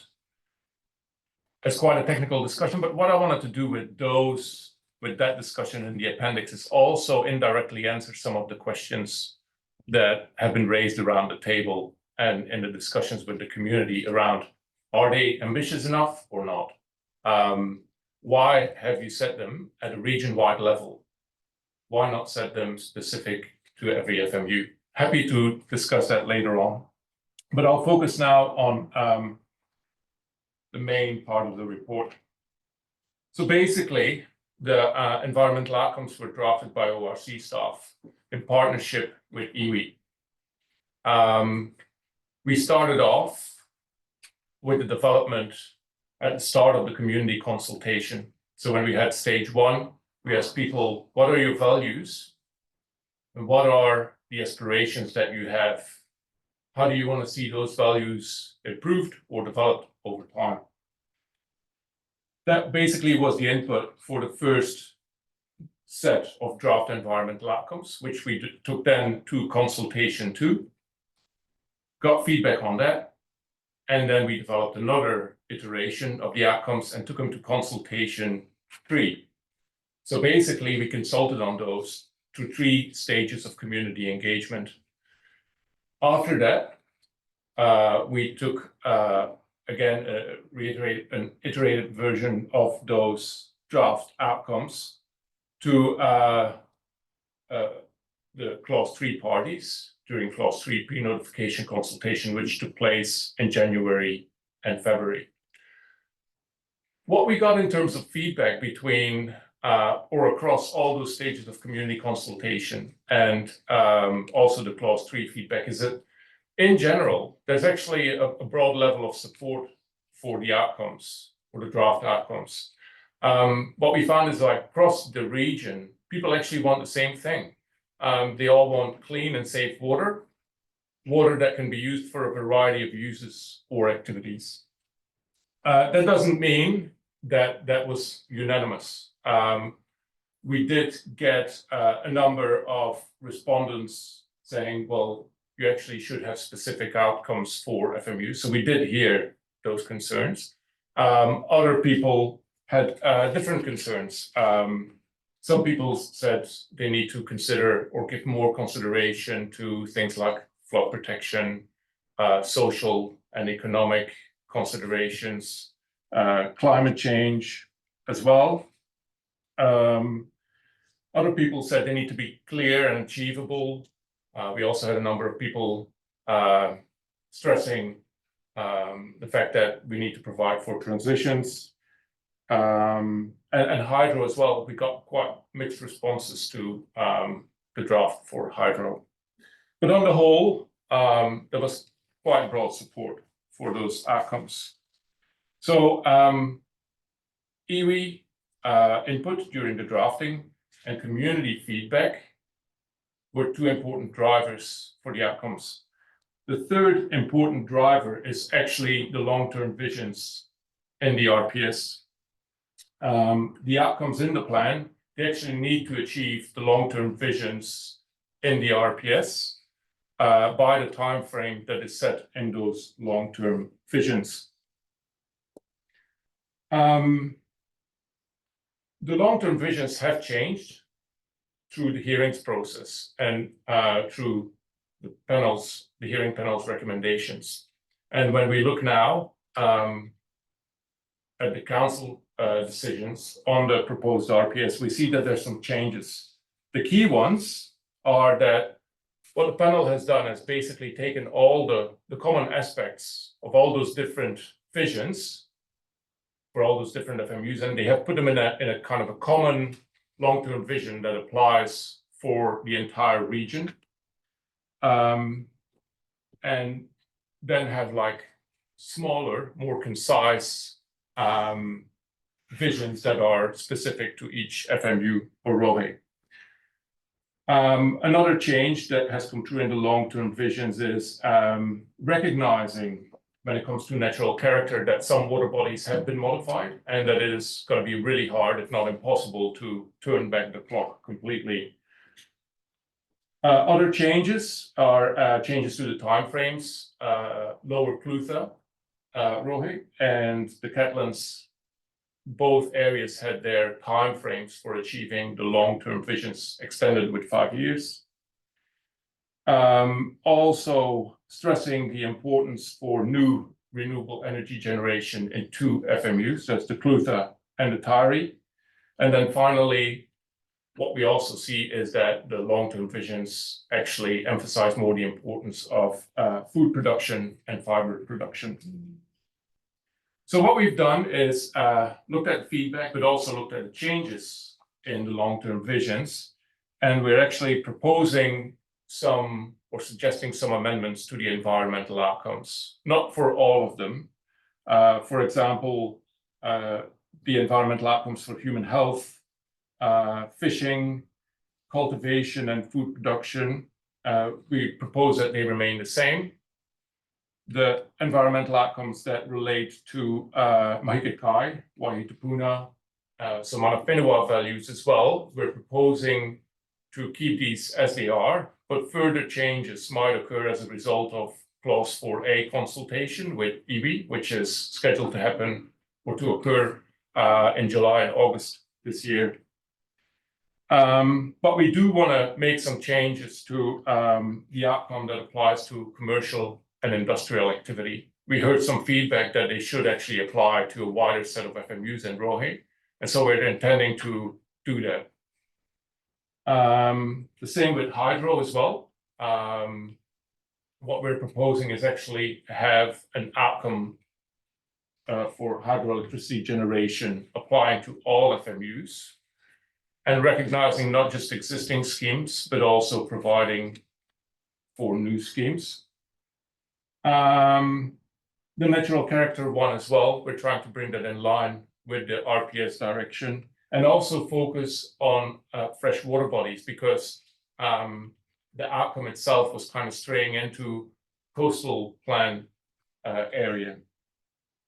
And finally, we're proposing to split up the threatened species outcome into two different ones. One that looks after the species themselves or promotes the recovery of them, and one that looks after the habitat. Probably the biggest change is the one around ecosystem health, where we're trying to remove some of the terminology that could be interpreted as quite uncertain. And again, recognizing that there is a degree of modification that we can't really reverse 100%. So aligning it again better with the RPS. So those are kind of like, I guess, the key points that I try to articulate in the paper. Are there any questions around that? Happy to, yeah.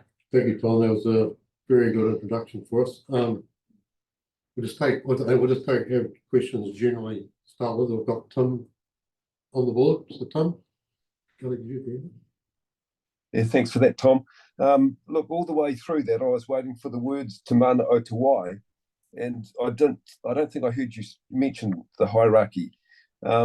Obviously, it's the Te Mana o Te Wai is being identified by government as well, and they're saying that they're going to rearrange the hierarchy of it.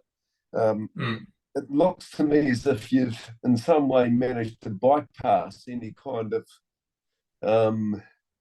changes to the hierarchy by replacing everything, referring everything back to the RPS. Is that what you've done? Or are there going to be more changes required if there's a change to the hierarchy in the NPS freshwater? Perhaps I'll just leave it there, if you can answer that. Yeah, it's almost like a similar situation as with the wetlands, where things are now embedded in the RPS. And so the framework of Te Mana o Te Wai is embedded in the RPS. So if the national regulation changes, we still have to give effect to an operative RPS. And if Te Mana o Te Wai is in there, then we've got to make sure that that is carried through in the outcomes. The outcomes themselves do not refer to Te Mana o Te Wai, but within them, we have tried to incorporate or articulate the hierarchy of obligations.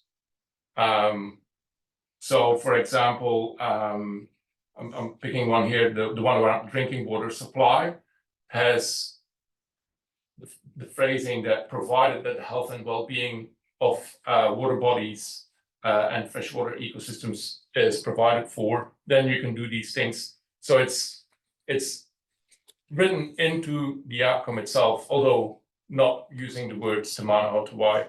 We've got some other overarching strategic policies as well that's within the region-wide provision that are intended to look after the Te Mana o Te Wai concept. Thanks. It looks like you might have future-proofed this by doing this. Thank you. Thank you, Tim. I have Elliot and then Kate.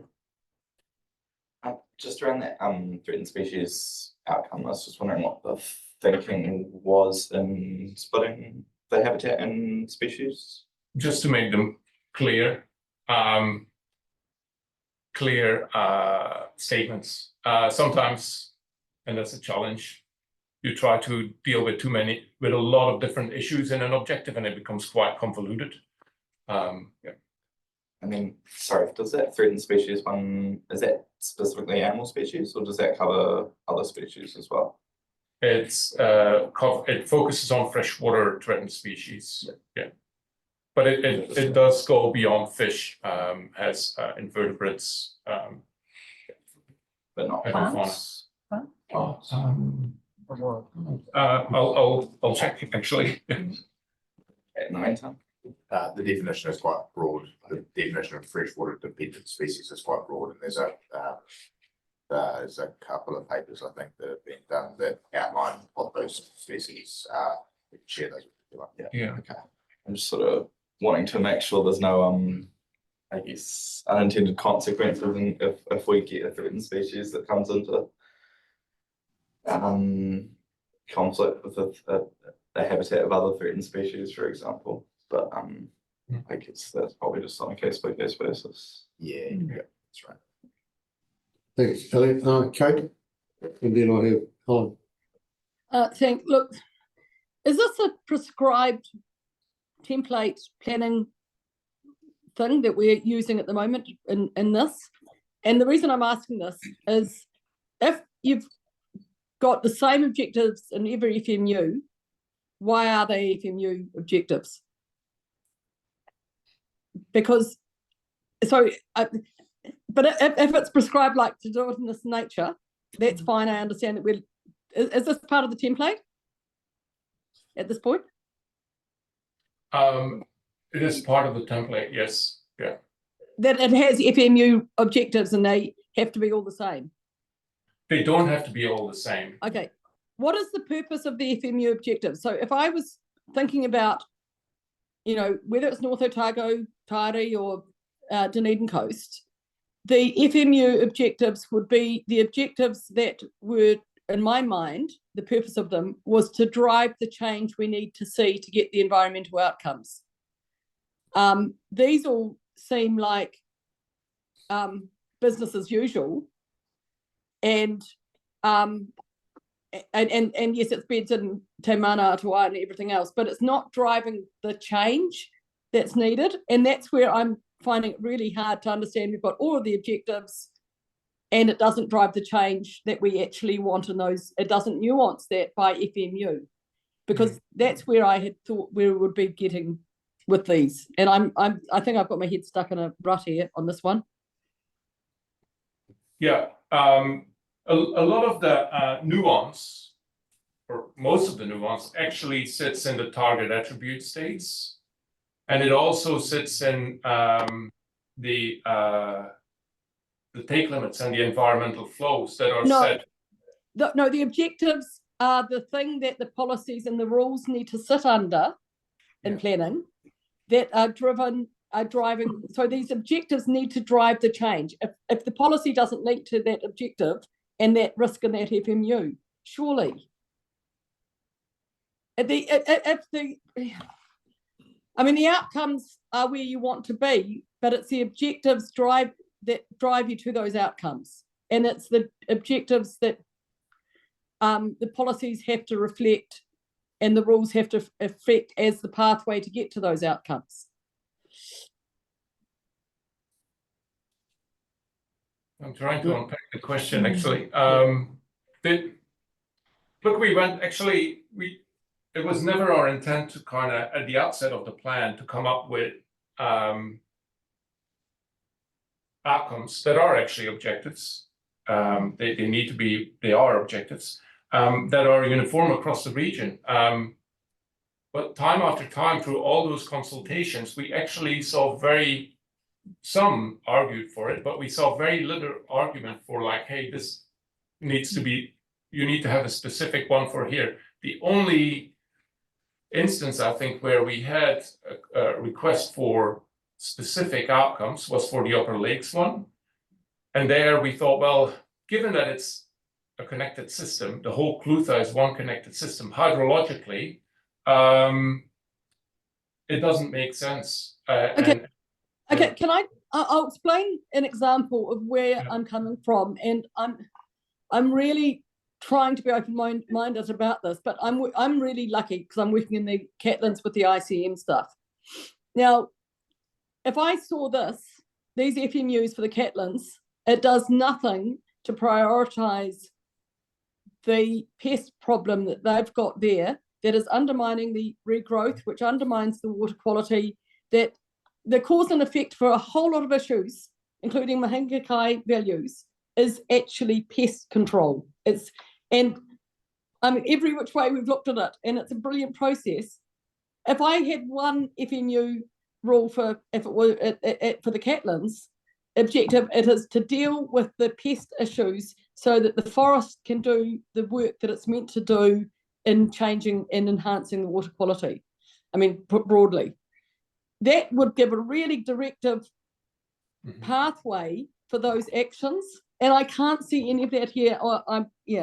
And that's where I'm just trying to tease it out. That's the level of planning that I had thought that we'd be using FMUs at, and I appreciate, Richard, you think that that's an iterative step and maybe it's after the ICM work, but we're going to be missing and driving the wrong actions potentially if we don't bring some of the stuff in that we know.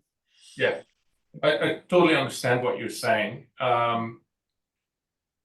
Two things that I want to say in response to that. One, the outcomes don't drive outcomes in isolation, or they don't drive the results in FMUs in isolation. They're a package. They're part of a package that includes other objectives and other policies that sit in the region-wide ones. The other thing is also we took a pragmatic approach when we came up with outcomes, and we focused on a finite set of or limited list of values. The reason being is in old plans, it was perfectly okay to set an outcome or an objective. Now we actually have to measure them as well. We have to, for every value that we have an outcome for, we actually have to set attributes and we have to monitor them. Having this list here actually probably stretches us quite a bit in terms of the monitoring that we have to do over the lifespan of this plan. With an outcome as well, they need to be linked to target attribute states, but also baseline states. If we don't have a baseline state for a certain attribute, it's really hard to kind of set an outcome for it as well. So there's sorry, I'm getting a bit technical, but again, we have to be pragmatic. It comes back to what Richard said maybe a couple of hours ago, like this is a first step, and over time we want to expand the list of outcomes, and possibly through the process as well, we might actually get nuance between FMUs and ROHE. We're not averse to that. So in the meantime, if we don't address some of those known issues, whether it be nitrogen, I mean, I know nitrogen is an outcome, but you're almost giving a pathway through by having an objective that encourages maybe intensification by providing for it here. I mean, there are some FMUs that are probably at capacity for some farming methods, and without addressing those in that FMU, I just think we're probably saying continue, because these support that.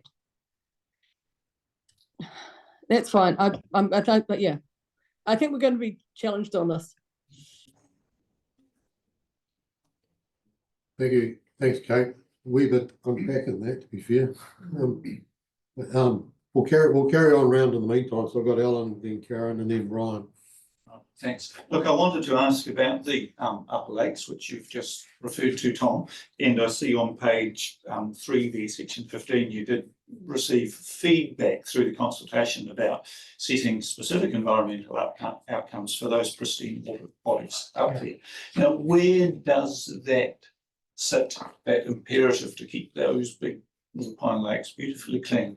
Where does that sit in the structure? They're translated through the target attribute states. Right. Basically, the target attribute states are set at a level. I think it's an A band. Yeah. Yeah. And there is also the underlying principle that we cannot cause any degradation at all. I guess with all the concern last year that we maybe the year before expressed about the Upper Lakes and talk that we've had, I suppose I question whether having it just sit at the level of target attribute states is enough, and whether we should elevate that. Now, I'm not trying to create an inconsistency, but it occurs to me that's so important that to elevate that that goal of ours.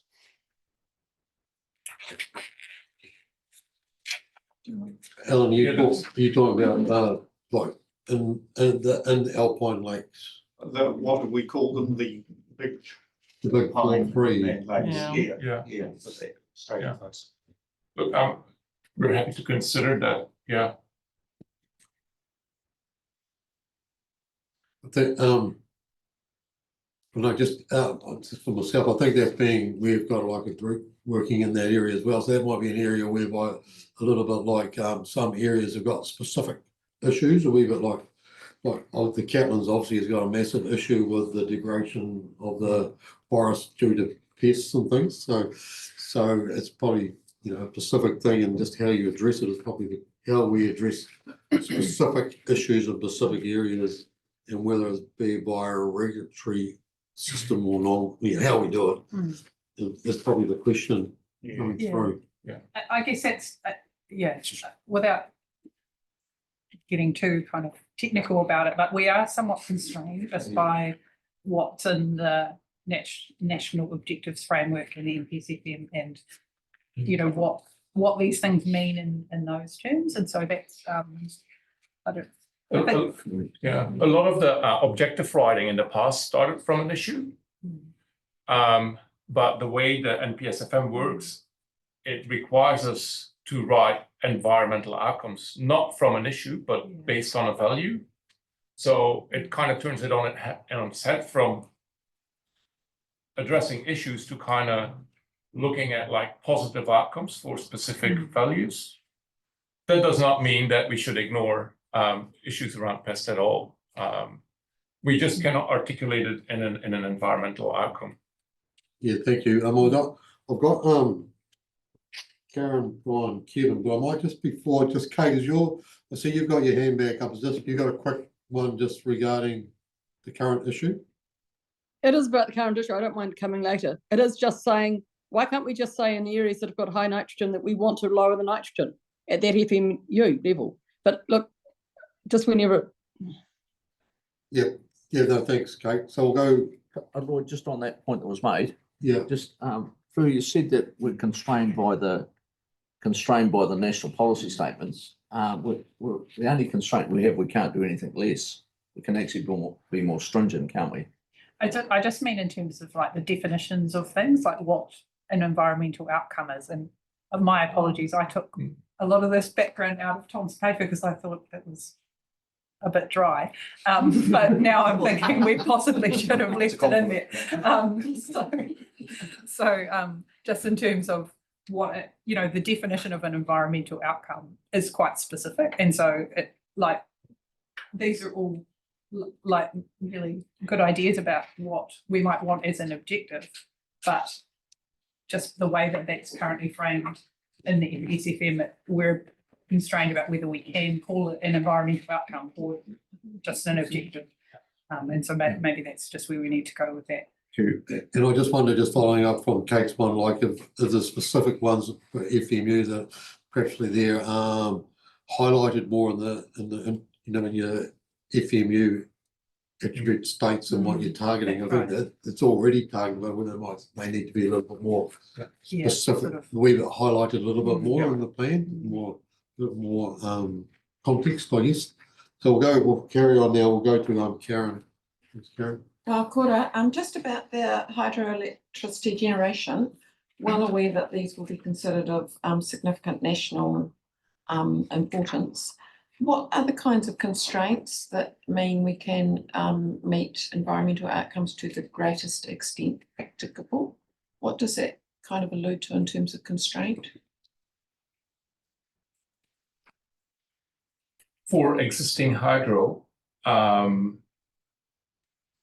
basically there's a policy direction in the plan to when they upgrade, that they make attempts to meet environmental flows, provide for fish passage, reduce their impacts on water quantity, but at the same time, those existing schemes are also protected under the NPS renewable energy generation. And actually the Clutha as well is kind of, they've basically done a carve out for the Clutha in terms of meeting water quality standards in the NPS FM.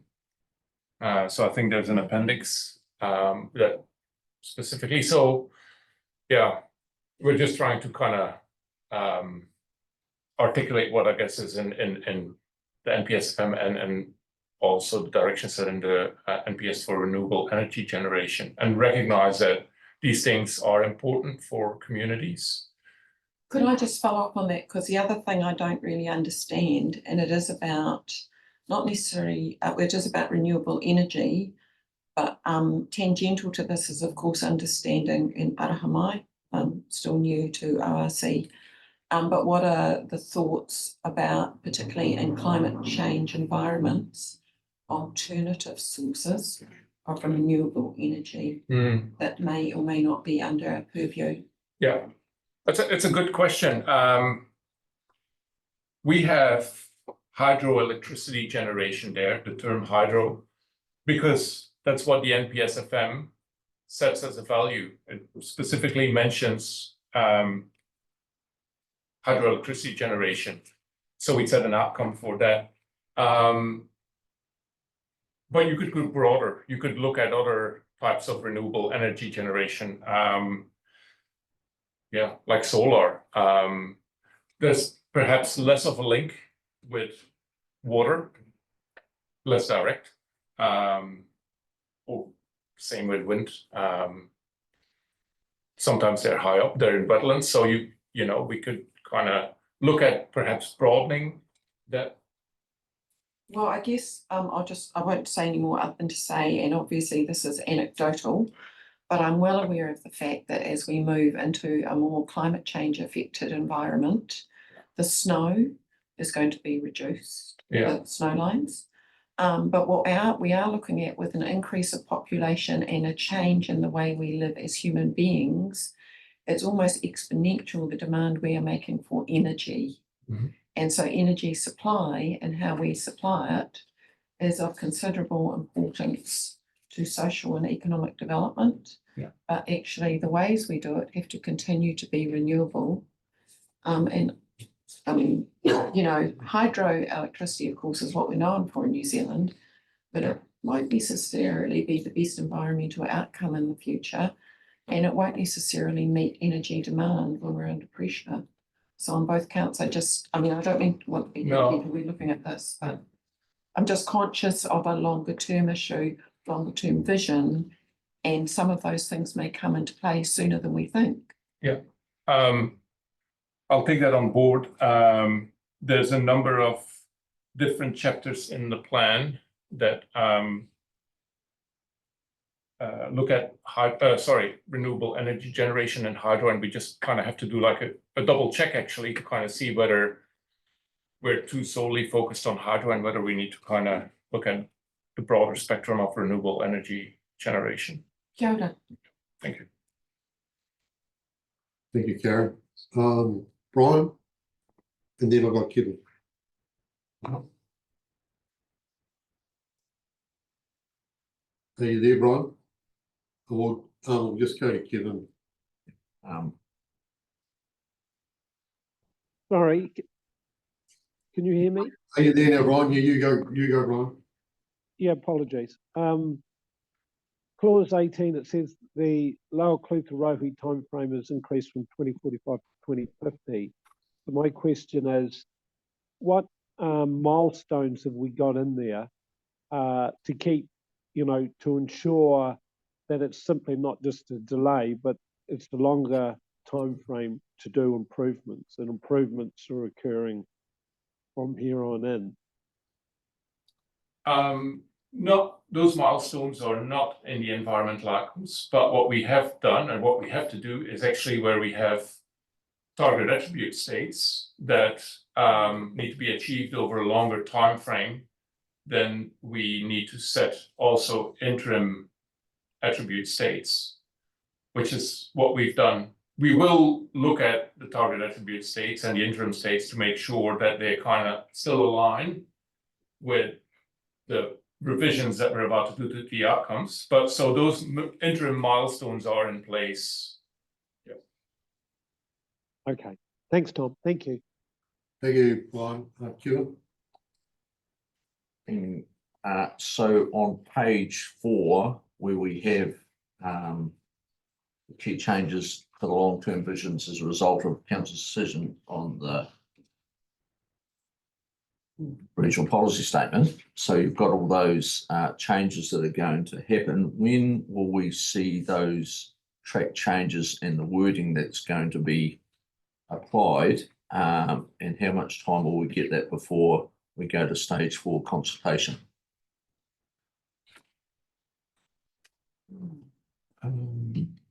I have to pull it up. I can't quite remember. Yeah, I think we are starting clause for a consultation mid-July, like I think the 15th of July, and early July, where Fleur will look at it. Yeah. I think also part of our workshop today is based on the table to start to that where you are given. Yeah, and I'm just about to. Yeah. Got 12 questions, I think, on that table. Yeah, so we probably need this to come is to just- the table next, because that's where the changes, proposed changes is. Yeah, I know they're proposed. I'm just asking, when do I get to look at what's done Yeah. and to be able to understand them before I can then say, yes, that's where we're heading, and yes, notify. Yeah, so I'm looking at getting you in the room again all day for probably in the first week of July to go through all of the plan as a whole and make sure you know what all the changes are before we go to clause 4A. Because it's kind of, it needs to be the final draft that goes to our iwi partners, so it's got to be, that'll be the So final draft of the proposed was notified. So that's in the work program. Yeah, thank you. Work program. Now, but can we just confirm, will that be a track? I think we had this question last time, actually, a track changes version. So yes, with an asterisk, I think, and was my answer last time. So essentially, yes, but there will be some things where we might have moved things around which won't be tracked, but we'll also provide like some kind of register of here's the key changes, possibly in each chapter. We haven't exactly figured out what it's going to look like, but we will have a way that you can easily see what's different. Thank you for Kate, I see you got your hand up. Yeah, sorry. Again, I'm just cutting this a different way, perhaps. These priorities and are in a specific order. They sort of represent the Te Mana Wai, but I'm just wondering if they're going to be FMU specific, should there be a change in order or priority because of the outcomes you're trying to drive, or is there no nuance for that?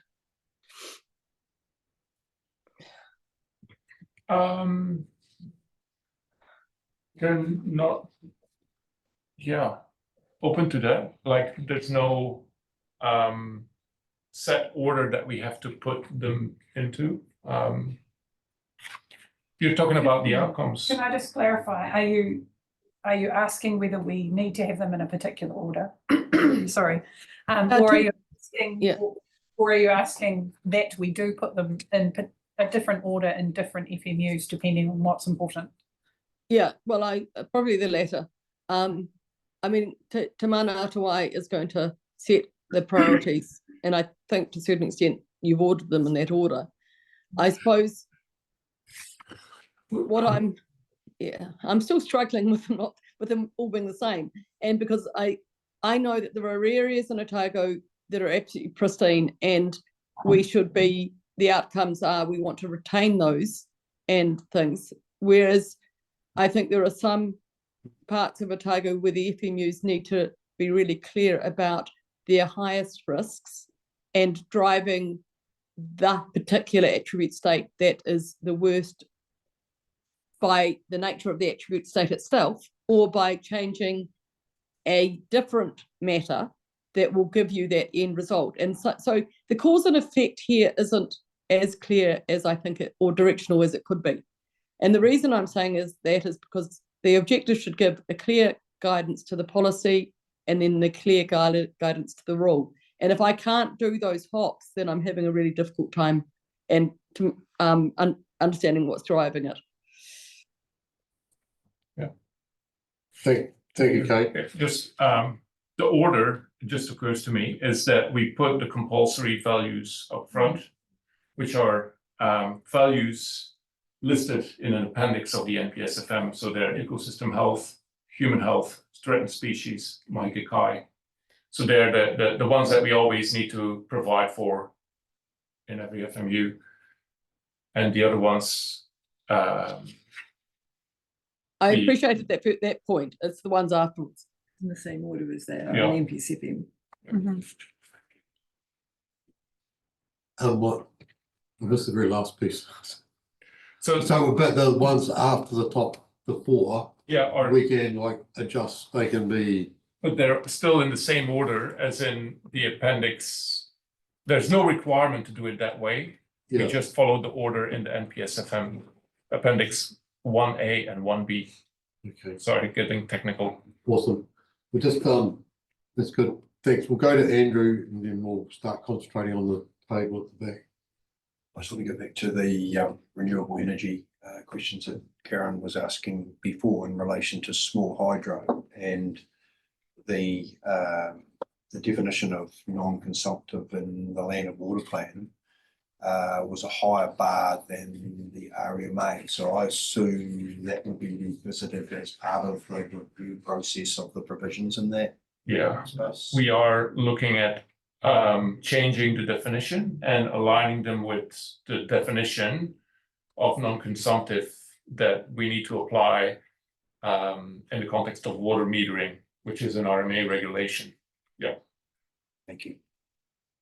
That's awesome. Thank you. So in the paper, just following up from where Kevin was, further amendments to environmental outcomes, section 19, and we have the table. So this is where out on the we've got where we are now, and then on the outside row we've got like proposed amendments, which are not word for word proposed amendments, but just the direction where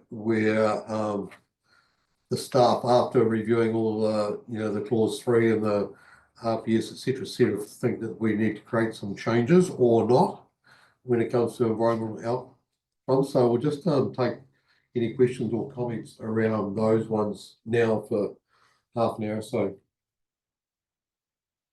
So, Kevin, you'd like to probably kick it off? Yeah. Being FMU02, water bodies are clean and safe for human contact activities and support the health of people and the connection with water bodies.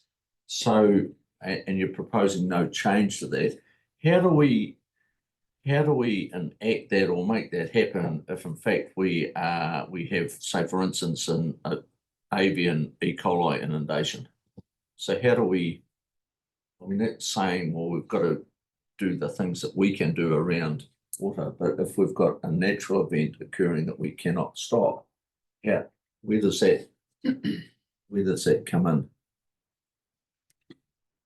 I guess those kind of issues are better tackled through non-regulatory approaches as well.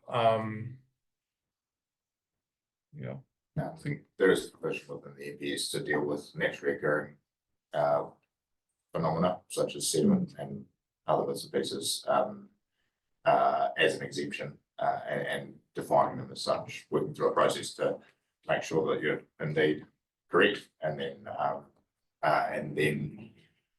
factoring that into your future target attribute states, or how you monitor or score against those things. So it shouldn't be an issue. Got that one, Kevin? Yes, but that statement actually doesn't lead me to that though, does it? I mean, that's only assuming that I understand that that's in there somewhere, if you know, that's what I'm. If you take the example of the Gull Colony and Wanakarua, for instance, the FMU statement is for the North Otago FMU, and would apply for the FMU more broadly. If you're looking at results for that site or a target attribute state score for that site, you'd then consider the natural factors that were driving a measured outcome. Right, no, I absolutely understand. I'm just saying I can't see anything there that leads me to that. I'll just leave that. So do you want me to continue down that? So some of those kinds of things are things we can, like, because I guess you're just seeing these pulled out of the context. So that context stuff can be like in the text of the plan. It's just not, I guess, in these pulled out versions. But Yeah, point mate. Okay. So I think we'll take a note of that. Has anybody else got any questions around that particular point? So Kevin, we'll just let you carry on down your line. Oh yeah, well, on number 3, so I've just got to go to 13. If I get this right. So number 13, habitats for Indigenous species are restored and sustained so that they are thriving and connected and their moa is intact, all right? And then if I take that and you're going to have further discussions with iwi on that, then if I go back to number 3, which is on the previous page, freshwater habitats of threatened species are protected and supported since recovery, and then you the change that you're making, this wording around threatened species to the greatest extent practicable. So how does that align? Should we not have that in what we're going to actually discuss with iwi, because that's the same threatened species comment in 13? Yeah, because you're going to have that discussion, aren't you? If it's not reflected to. Yeah, I feel like 13, we probably need to do that through conversation with iwi, see whether that outcome, whether or not it needs to be adjusted. Well, I'm just saying that it's possibly contrary to what's in 3. But what you're proposing in 3, so you've got proposed amendments in 3. So I'd say 13, as it is at the moment, is hand in glove with 3, right? But you're making changes to 3 that will take in the words to the greatest extent practicable. Yep. And whereas 13. Yeah, there's something we need to look into. Yeah. And I'm not saying which one's right or wrong. I'm just saying that it should be talked about on the same extent. Just for myself, I think at that stage, like we've got this one here in 3, and the general feeling is that we're happy with the greatest extent practical. Will then become, when you're having your discussions with iwi regarding clause 13, that would come up as to there's some background, I guess, as to where we're at. Does that make sense? Yep.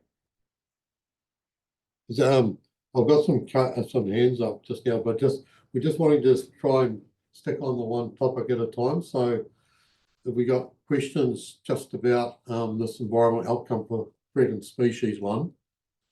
I've got Tim and Kate's hands come down, so I've got Tim here. Have you got a question around this one, Tim? Not around threatened species, Lloyd. Okay, we'll just hold off and we'll just go tick them off one at a time. Thanks, Tim. Yeah. Well, so we're all happy with. Kevin, you got anything else on that one? No, that's good on that one. You got your point, yeah. Nothing on 4. Yeah, I've certainly got something on 5.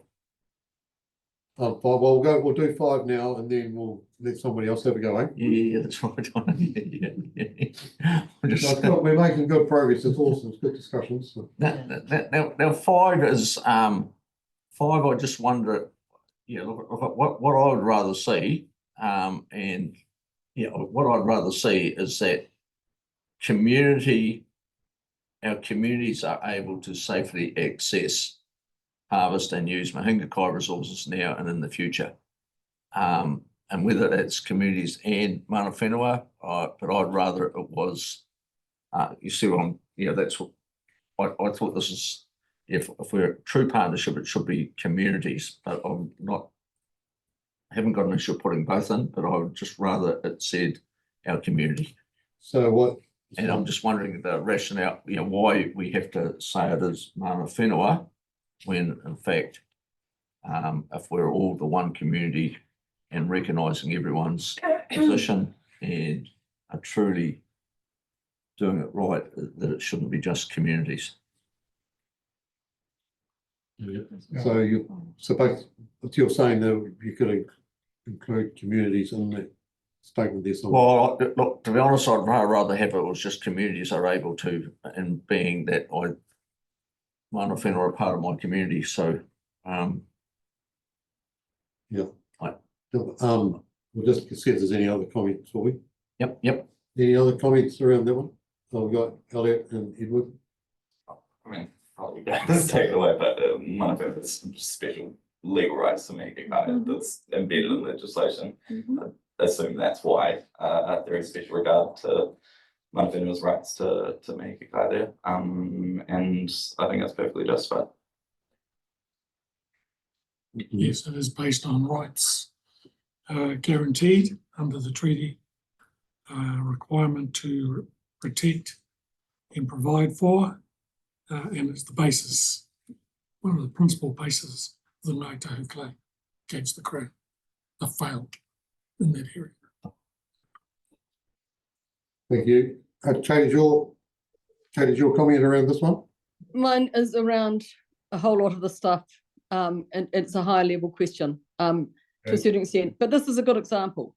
So if you look at the Land and Water Plan draft, which is the one we've got access to is December, and I don't know how much of it has changed since, but if you actually look at, say, the Catlins, which is on page 360 or 359, if anyone has got it handy, the objectives under that FMU are literally these outcomes.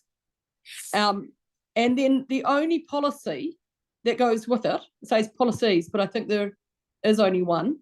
Maybe I've got that wrong. The only policy, which is on page 360, is the target attribute states. What I cannot understand with something like, I can understand this about provision of Mahinga Kai as in it being available. I can't understand how that policy influences access or use.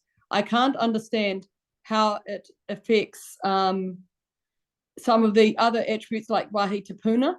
I think we've mixed up the outcomes and the policy, so the outcomes and objectives. And I just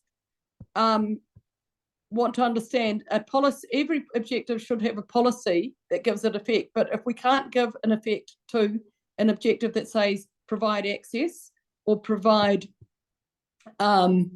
use, then I'm not sure why we've got them in there. And that's, I'm just using this one as an example. I've got it for a whole lot of them. What is the policy to provide for access? I've raised this actually months ago, as in why aren't we providing a way for providing access? But I haven't seen a policy or a rule that provides for it.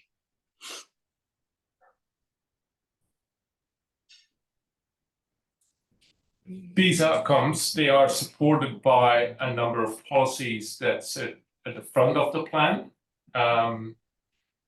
Like I said, it's all interlinked, and we're kind of, how the plan is written and the structure is kind of determined by the national planning standards as well. So are the national planning standards still there since the natural built environment went? I just, yeah, Yes. it's still somewhere, isn't it? Yeah. There are some policies that provide specifically for Mana Whenua values, except this is in the front part of the plan around page 60. We're looking at this, and there will be probably further changes to them as well. I don't see any big shifts. But it's they just apply to the entire region, and that's why they're sitting in that general region-wide part of the plan. Thanks, Joel. We'll carry on, just to tidy up this one on, the number it is, number 5. I think it's been quite clear that the Mana Whenua have, rights under the Te Tiriti, and that's why it's in there, as its own individual outcome. So I think that's probably the accepted, Kevin. Yeah, well, I'm actually not disagreeing with that at all. All I'm saying, if we're going to, for an aspiration of our environment, should it not be for all? And I've got no issue at all with recognising the Tiriti and with Mana Whenua in there, but it should be for our whole community, because so we're going to aspire to different levels, are we? So I think that's what I'm saying. So that's a question we need to put, this question we need to put in as to whether we need to relate to the community somewhere within the system, I guess.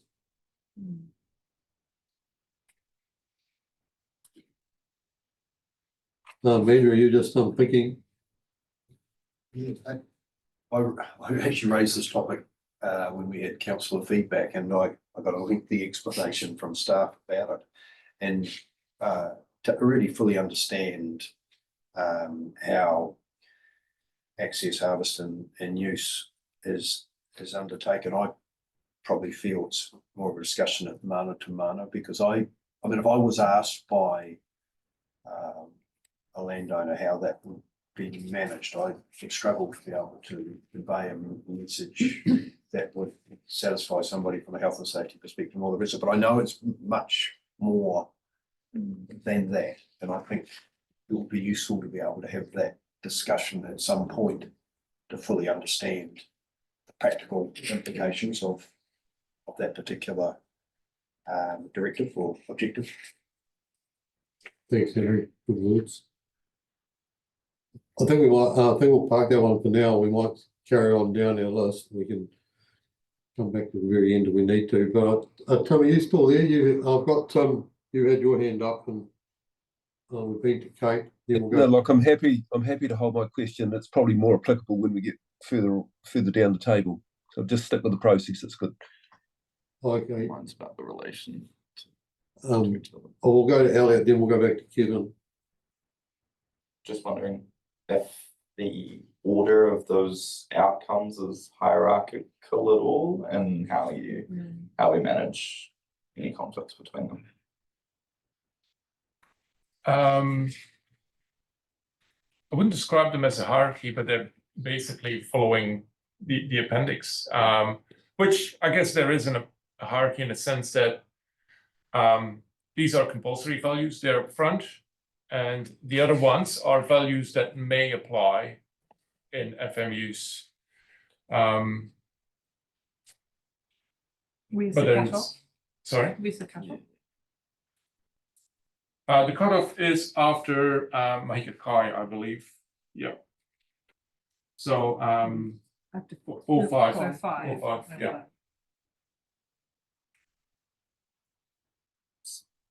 So something from that first 5 came into conflict. Yeah. And something below that, Yeah. then the first 5 would take. And we could consider. probably kind of make that a little bit more explicit in the plan by making a reference like these are outcomes for compulsory values, and these are outcomes for other values in the NPSFM. Yeah. And then, how are we managing that if any of those come into conflict with each other? I know some of the wording in some of them sort of does sidestep that, but I can imagine there may be some circumstances where they do conflict. I see. I'm gonna risk putting myself on a planning limb. Should I do it? Yeah. Okay. I think kind of coming back to what Tom said before is that's where those like the parts at the beginning of the plan would guide whether which way to go if there's a conflict. Yeah. Felicity might be best to answer that one. Sorry to put her on the spot, but I believe that there is actually kind of like a paragraph in the land and water plan that says that if there is a conflict or a perceived conflict, then you go back to the strategic directions. Is that correct, Felicity? Hi, Felicity, welcome. Kia ora. There isn't a policy about how to reconcile conflicts, but general case law has established that plan provisions are to be interpreted on their face. So you have to read all of the relevant provisions together, and then look at the wording to understand which one is more directive or less directive than another. In terms of the land and water plan, obviously we have the overlay of Te Mana o Te Wai, so that also informs the way that you would, I guess, weigh up the objectives in your decision making. There is direction at the front of the plan stating that the FMU outcomes apply. They are part of the strategic direction. They are essentially the core set of objectives that the whole plan is working towards. And so uncomfortably, thanks to the planning standards, they are at the moment sitting in the back of the plan. They really are, I guess, the outcomes that the whole plan is driving towards. So the rest of the plan is working together to achieve those FMU outcomes. Thank you, Felicity. Kevin, we'll go back to you now. Where are we going there? You're up to 5.5. Right, so 5.5. So 6, 7, and probably 11. What I'm worried, what I want to know is you've changed the wording, provided the health and wellbeing needs of water bodies for ecosystems are met, and then you go into, you can then source water from water after treatment is safe and reliable. So where does that, and you've said no change, so where does that reflect what, sorry, that's number 7, FMU 7. So where does that reflect the decision from the RPS that we have failed to recognise part 2 of the RMA over above our overprotective state? So where does that, so if I, again, clearly on number 7, that's retaining a very protective statement that doesn't allow me to take any drinking water unless everything else is done, yet I could take drinking water from a body that's not quite right yet. And that tells me I can't do that.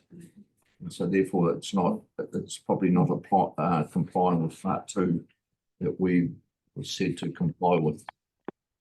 Just picking up the RPS point there, the panel did consider the priorities of Te Mana o Te Wai, and found that the second priority, which in the NPSFM is limited to health needs, human health needs, the panel accepted that was as they relate to immersion and ingestion. So I think the wording in 7 is to reflect the 3 priorities in Te Mana o Te Wai, first being the water, second being health needs of people, and then the third being everything else. But Tom, you're probably better placed to talk about the actual wording of that objective. Thanks, Lucy. Yeah, and Tom? Sorry, you're kind of got to think that one through.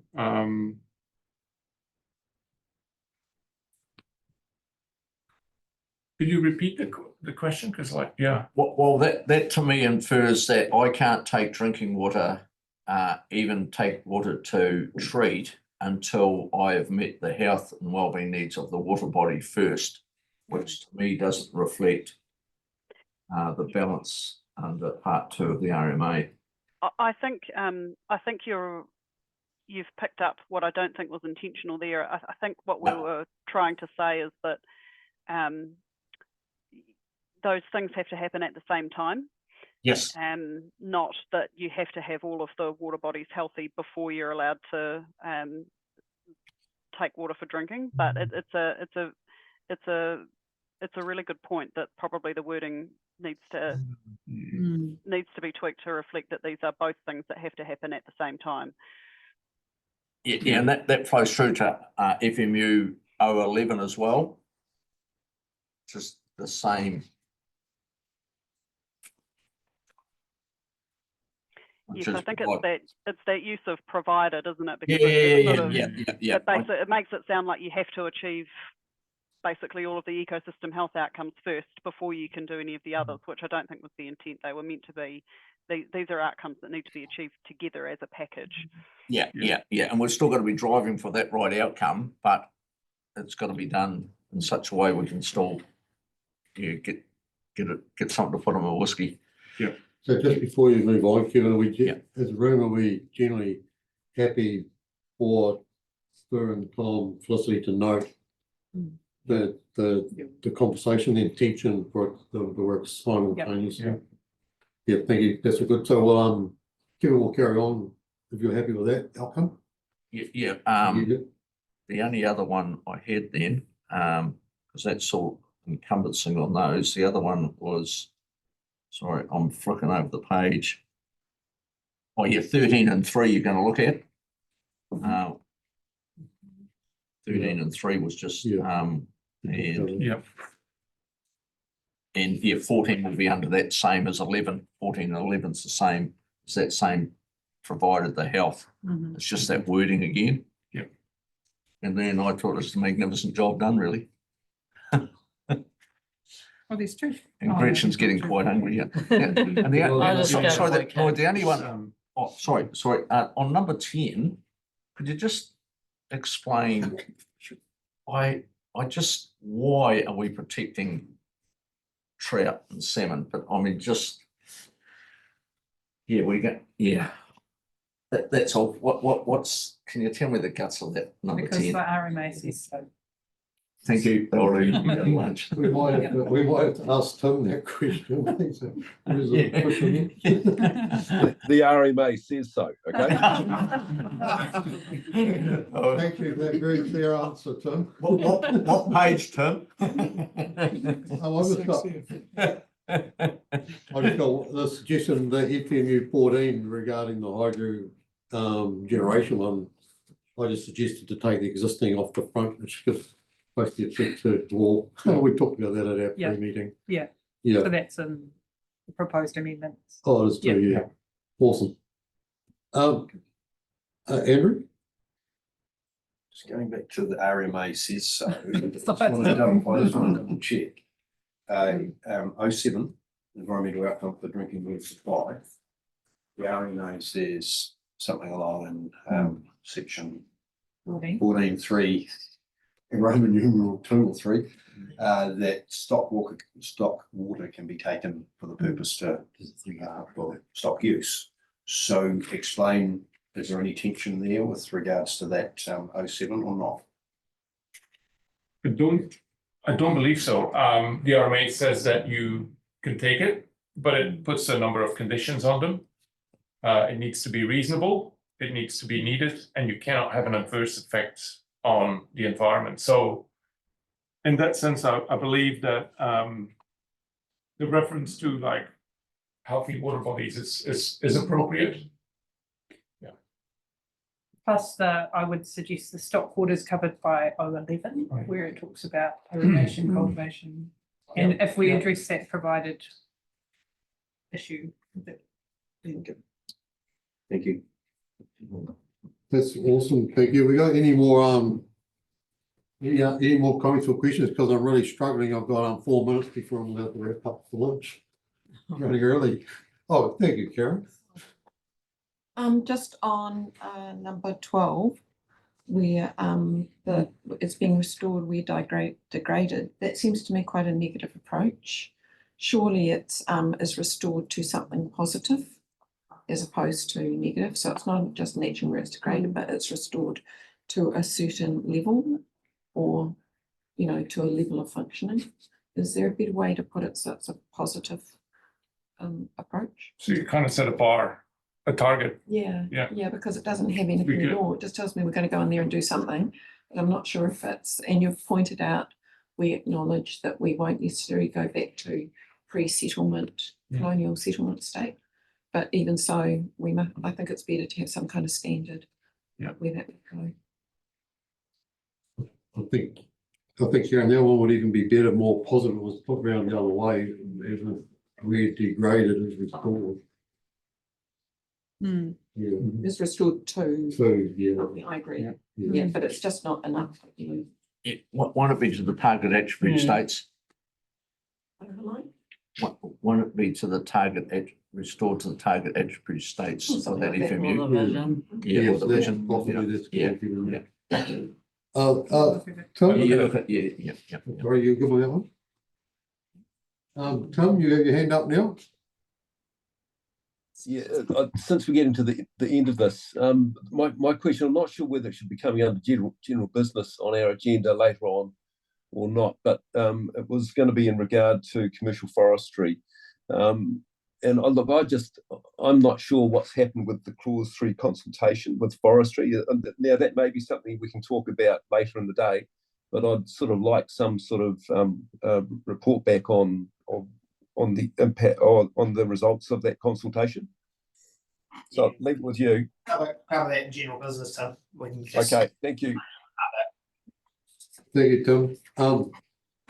Yes, it's now 12:28, so it's lunchtime, so thank everybody for your input so far. It's going really well. I'm getting some good feedback and some good discussions, so thank you all very, very much. I see we're scheduled to have lunch from 12:30 to 1:15 p.m. So we'll reconvene here at 1:15 p.m. and I think we're back on, correct, are we? Yep. Yeah, we'll go with the direction of implementing the regional policy statement decisions. Oh, no, we've done that one. Item 4, I think. We'll be coming back and we're doing our item 4 in managing intensification. Thank you. We'll have our lunch before we back into that one. Okay, so we'll reconvene back at 1:15. Thank you very much.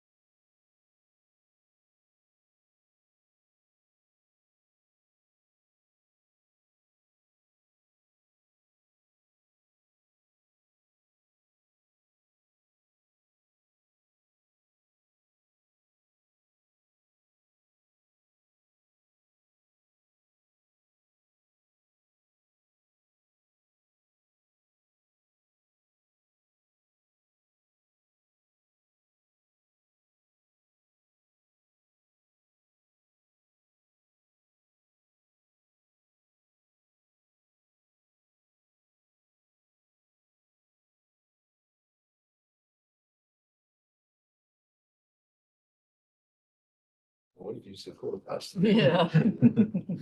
Joel Cato, welcome back. Just to reconvene the meeting of the Environmental Science and Policy Committee. And we've made really good progress this morning. We've welcomed Councillor Laws online, I think, along with everybody else this morning. We've covered off, just for yourself, Michael, we've covered off the stock exclusion, intensive grazing ones, the environmental outcomes, and we did the wetlands paper at the very beginning. So this afternoon, we're going to start off with why and how the Land and Water Regional Plan manages intensification, and then implementing the regional policy statement. Oh no, sorry, the in-stream damming paper at the end. So we'll just leave it at that, and I believe the intensification paper is being led by Fleur. So Fleur, we'll just let you take it away. Thank you. Right, thanks very much.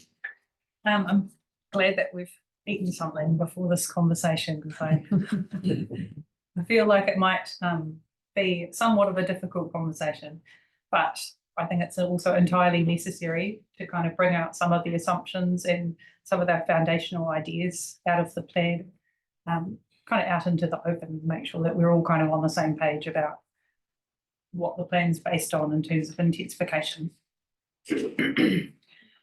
But before I kind of get into it, I just wanted to actually remind you, and this was quite interesting for my own benefit, of the journey, I guess, that we've come to get to this point.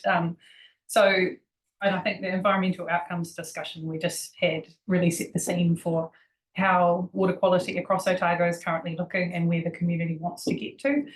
And the appendix 4.1 of this paper gives a good summary overview of the monitoring data of the states and the trends within the region, and kind of what we can expect from implementing good management practices on farm. Kind of just to sort of state the obvious a bit, that in rural catchments, the key lever we have to maintain and improve water quality is through these land management practices to reduce diffuse discharges. So, and just to be, I guess, make sure we're on the same page, being clear that nutrient loss risk is driven by a combination of practices, the land use that's happening, and lots of other environmental factors, so topographical considerations, soil, climate, groundwater, like all of those things kind of go into it. So back in May last year, believe it or not, a year ago, we talked about the plan and freshwater farm plans and other non-regulatory interventions, essentially getting everyone to at least GMP or GMP plus, so good management practice. Then we kind of had a toolbox of other tools that we'd look to use in those particular places where they were needed. And we talked through some of the input controls a year ago. So some of these are the ones that we engaged with the community on. And I would just say that a few of those have been implemented in a limited way in the plan. Most of them have kind of fallen away for various reasons. So stuff like larger setbacks for high risk activities around sensitive water bodies, some greater restrictions on feedlots and stock holding areas, a lower synthetic nitrogen cap than what the NES provides, restricting further intensification of land use. So that's, that was around the dairy threshold for stock units and stuff like that. Some controls on cultivation and earthworks. And yes, some specific management for critical source areas. So those were some of the tools that we talked about that we might apply. And now we're at this point, we've actually got to a point where we've actually, in a very limited way, haven't really applied many of those. I guess moving through the paper, the second appendix that we've included today is an analysis from Manaaki Whenua of the economic implications of a range of different options to reduce nutrient losses. That document's actually a pretty easy read as far as these types of things go. So if you haven't had a chance to have a look at it, I would encourage you to do so.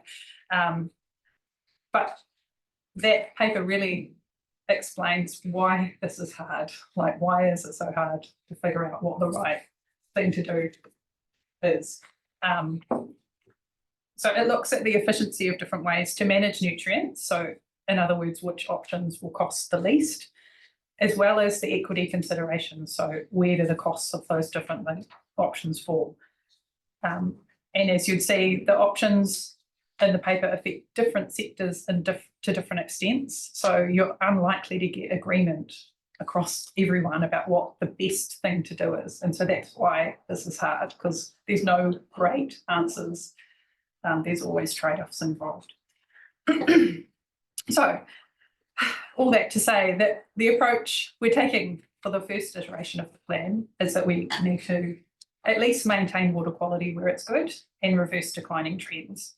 So as I said before, we're doing this through requiring GMP and some GMP plus activities, especially through freshwater farm plans, and then discouraging a few known riskier activities unless it can be shown that losses will not increase.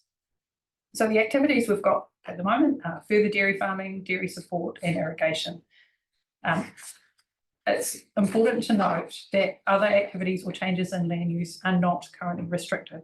So you might have noticed in the paper that we haven't described the approach as grandparenting, and that's the reason why. It's because there's actually still quite a lot of flexibility about what farmers can do on their land. The plan doesn't lock them into their existing activities. So just, if that wasn't clear, I just put that out there. Excuse me, sorry. So as we've said already a lot this morning, that the plan is intended to be a first step to achieving the environmental outcomes supported by the freshwater farm plans and other non-regulatory actions. And so the plan setting is as a backstop. So how can we hold the line on water quality while we get more information on how effective our interventions have been and how much further we've got to go? So that's kind of, I guess, the premise of what the plan is based on. But the reason we're talking to you today, I guess, is to get a sense of if you think that the approach that we've taken isn't sufficient or if it needs something different. We've got some discussion of some different possibilities from about para 24 on page 5, including what some other parts of New Zealand are doing. But yeah, I guess it's kind of open for discussion and questions, and yeah, and you might, I guess we might find that some of the same discussion that we've had earlier in the day might come up again, just because there's a lot of the same kind of points around setting a baseline level, managing risk and that kind of thing. So it's very good. Thank you, Bert.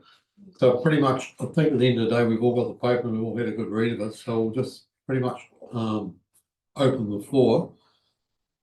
And then at the very end, we'll just come back to, I just want to have questions and discussion about the whole paper start. We'll come back to just around the direction that's being taken and just to get our responses around that.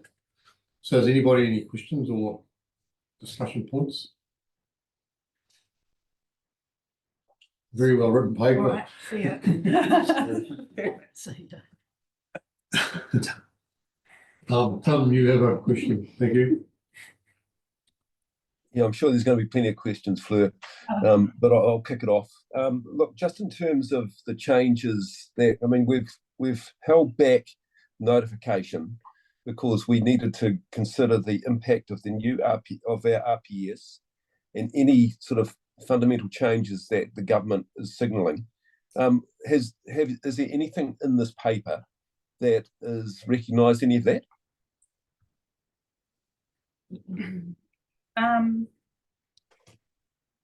Yeah.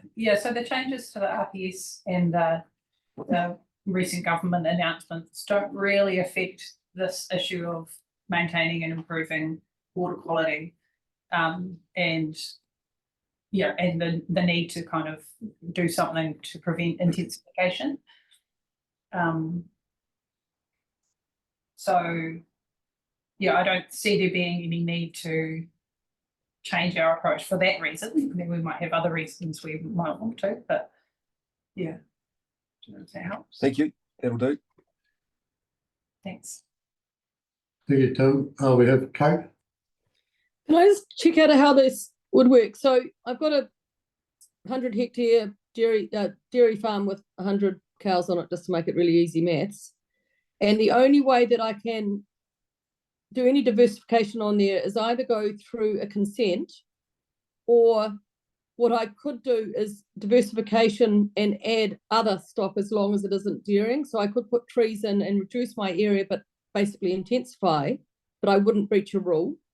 Or could I add in more sheep and therefore intensify some land, but not breach a rule? I'm just checking out how it works.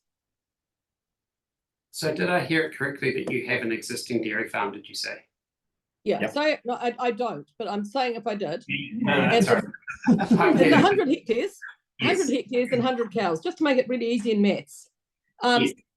The only way I can do land use change or look at carbon offset or anything in an economic way, because I can't add more nutrients, presumably, on overall, I could put 10 hectares into forestry and still run the same number of cows with the same average nutrient.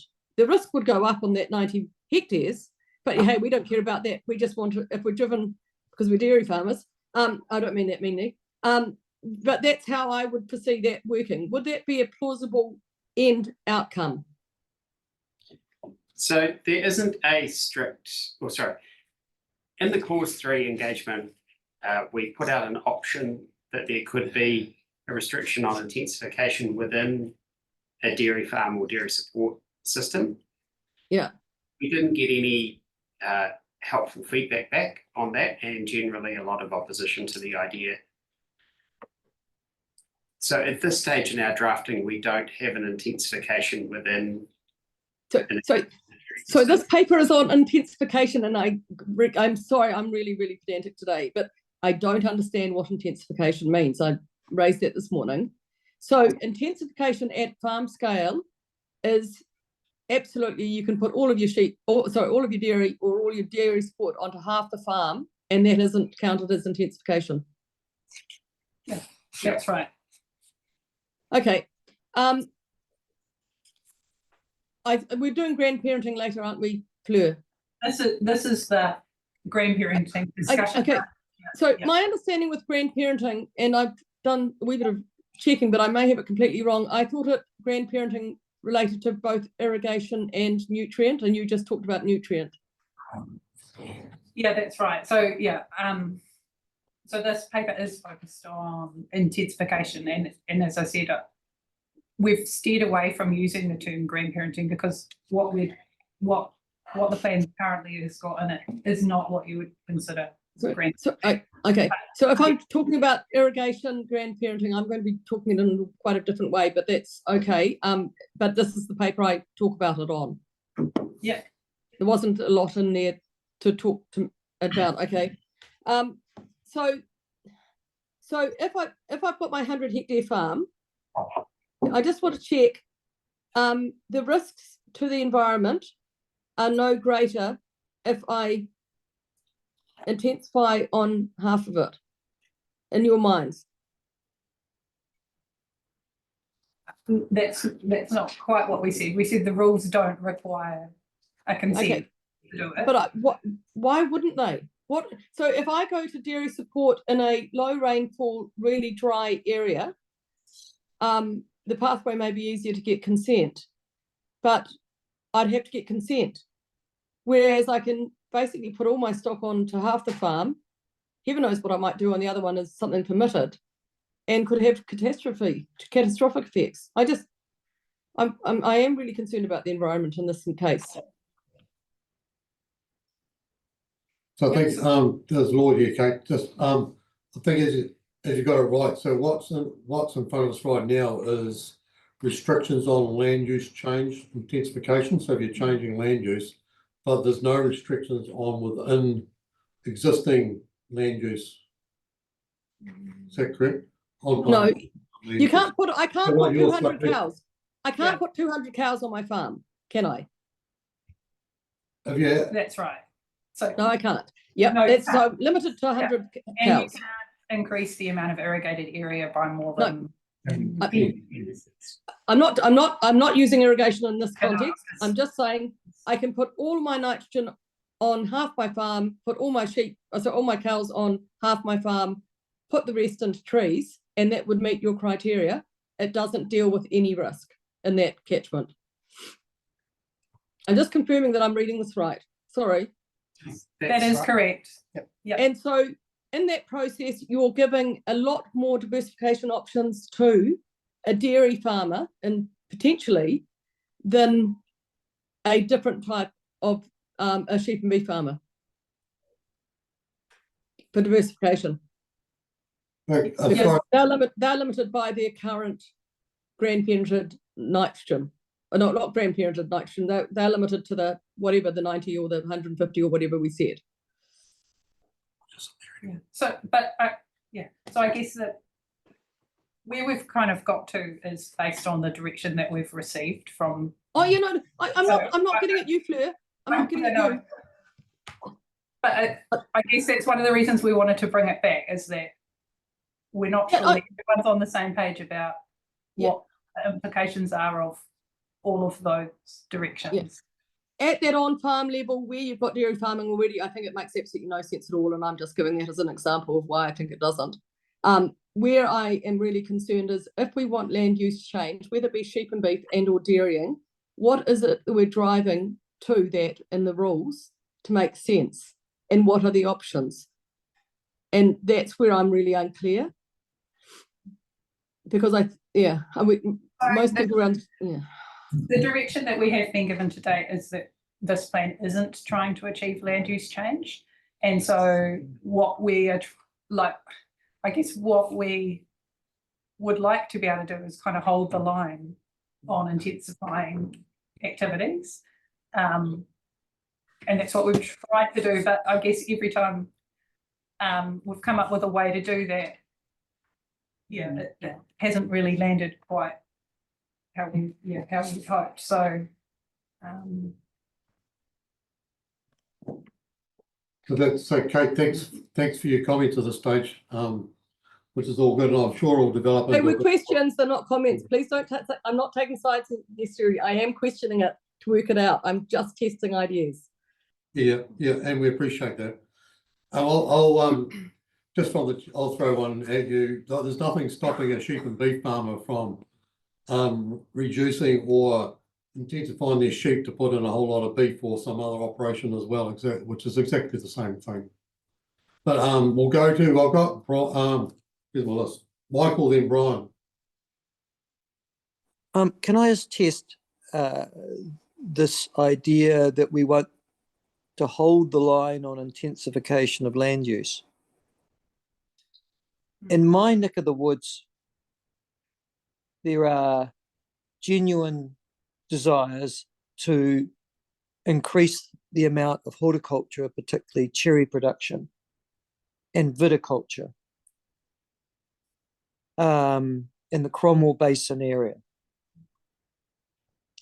And there's a lot of land that would be suitable for those purposes were irrigation possible. And I just want to make sure that the land plan doesn't inhibit an intensification of existing and often underutilized land for the purpose of increasing viticulture and horticulture in the Dunstan region. Yeah, so my apologies, I did misspeak there. What we're trying to avoid is intensification of losses, not necessarily intensification of land use. In terms of those particular activities that you referred to, they would require consent if they are an increase in irrigation of more than 10 hectares. But my understanding is that's what's in the plan at the moment. So, that's correct. Yeah. At the moment, actually, the plan is actually more stringent than that. There's no increase at all. So if you come in for That's correct. Yeah. permit, But you're saying that it will be more permissive under the proposed plan. It will allow for increases of up to 10 hectares in irrigated area. And So do I need to apply for a consent if it's more than 10 hectares, but I don't need to apply for a consent if it's less than? That's correct. Okay, thank you. Just for clarity, and sorry, that's for the land use component only. Yes. There may still need to be a further consent if you require more water Mm. to irrigate that 10 hectares. So that's just purely the land use component, Michael. Okay, all right, thank you. Thank you, Michael. Brian?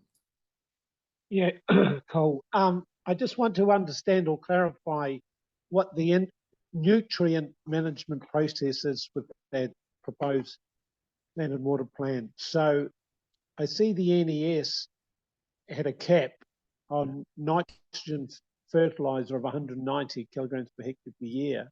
Ian, will that be continuing through this plan?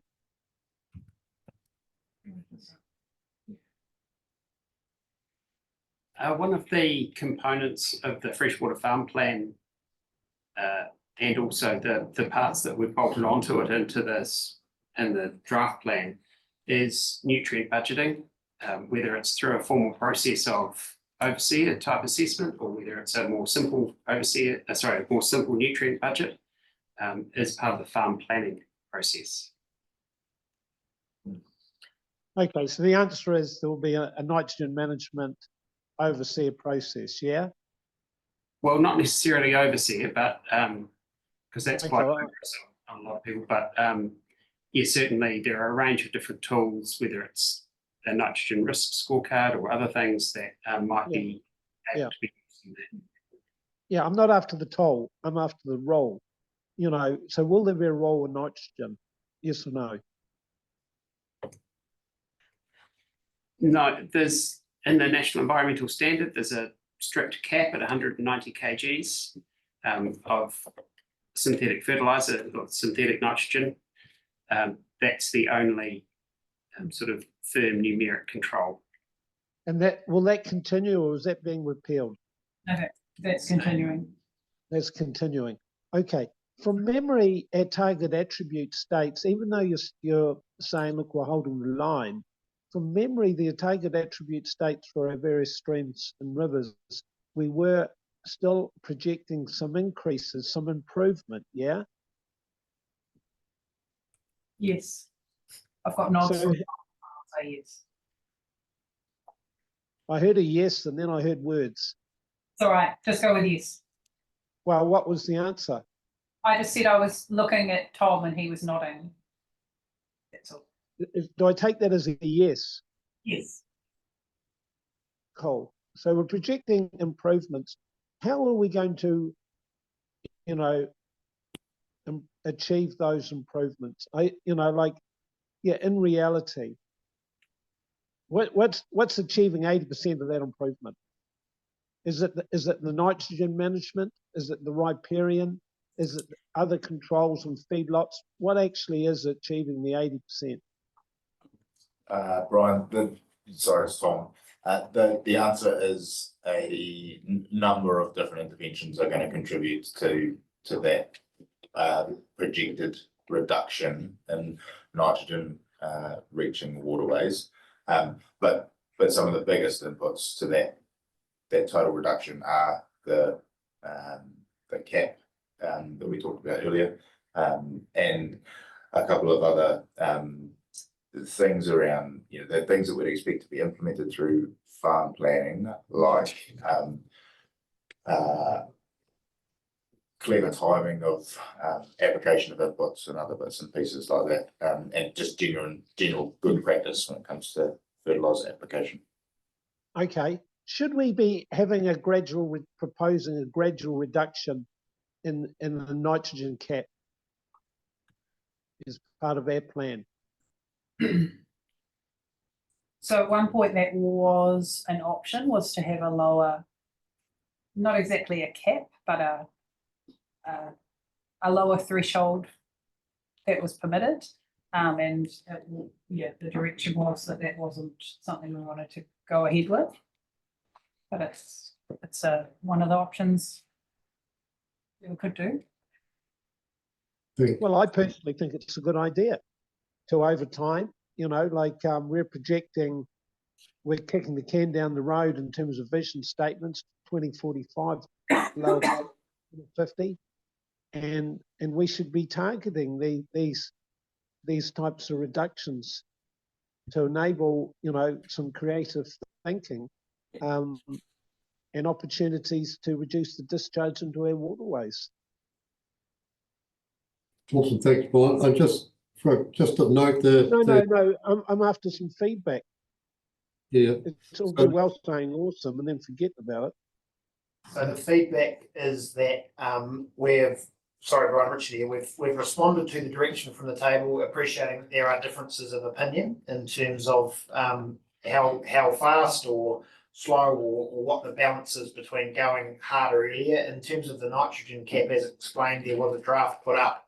The direction was to lift that out of the draft plan, rely on the national nitrogen cap and start to see what our monitoring tells us in terms of impacts that that's having and have a look at the data that's collected through our regulatory data team who receive those reports annually. So there, and then other things like the vision statements that are being pushed out are being driven by RPS decisions made by commissioners. So there's a range of things happening. And as we've said all the way through the process, the direction we take will be from the majority of the table. Thank you. I was just going to say the attachment, Jason Osberger's one's got it's got the paper is about the potential improvements from GMP basically within bands, in between bands. My list, where am I up to my list? Right. Sorry, can we start again? Because I've lost track of where I'm at. Kevin, did you have your hand up? Can't remember, I've lost track. Sorry. Andrew was looking pretty keen. Thank you. Probably a question for Tom. Other Tom. Paragraph 34, there's a reference in the last sentence about limited science information currently available on the target. I just wanted to ask about our knowledge of soil type across the region, and if you take the example where intensification of losses, you would want to try and avoid your light, stony, free draining type soil. So would we be in a position to be able to identify those types of soils as part of a package of tools to manage intensification of losses? So historically, Otago hasn't been in a great position in terms of the type of fine scale soil mapping that you'd need to be able to do that equitably. I think the last major soil mapping exercise in Otago wasn't completed and was in the 70s. And that's where the land use class maps from for Otago hail from as well. And they are not fit for that purpose, would be our assessment. We, however, now have a soil monitoring program funded, and we're partnering with a number of agencies and pushing forward work ourselves in terms of updating and capturing that greater level of detail, and especially in those kind of more intense land use areas for our soil maps, and in turn land use class maps and highly productive land mapping, all of that sort of stuff. But that process is ongoing and will take time before the whole data set is utilisable for the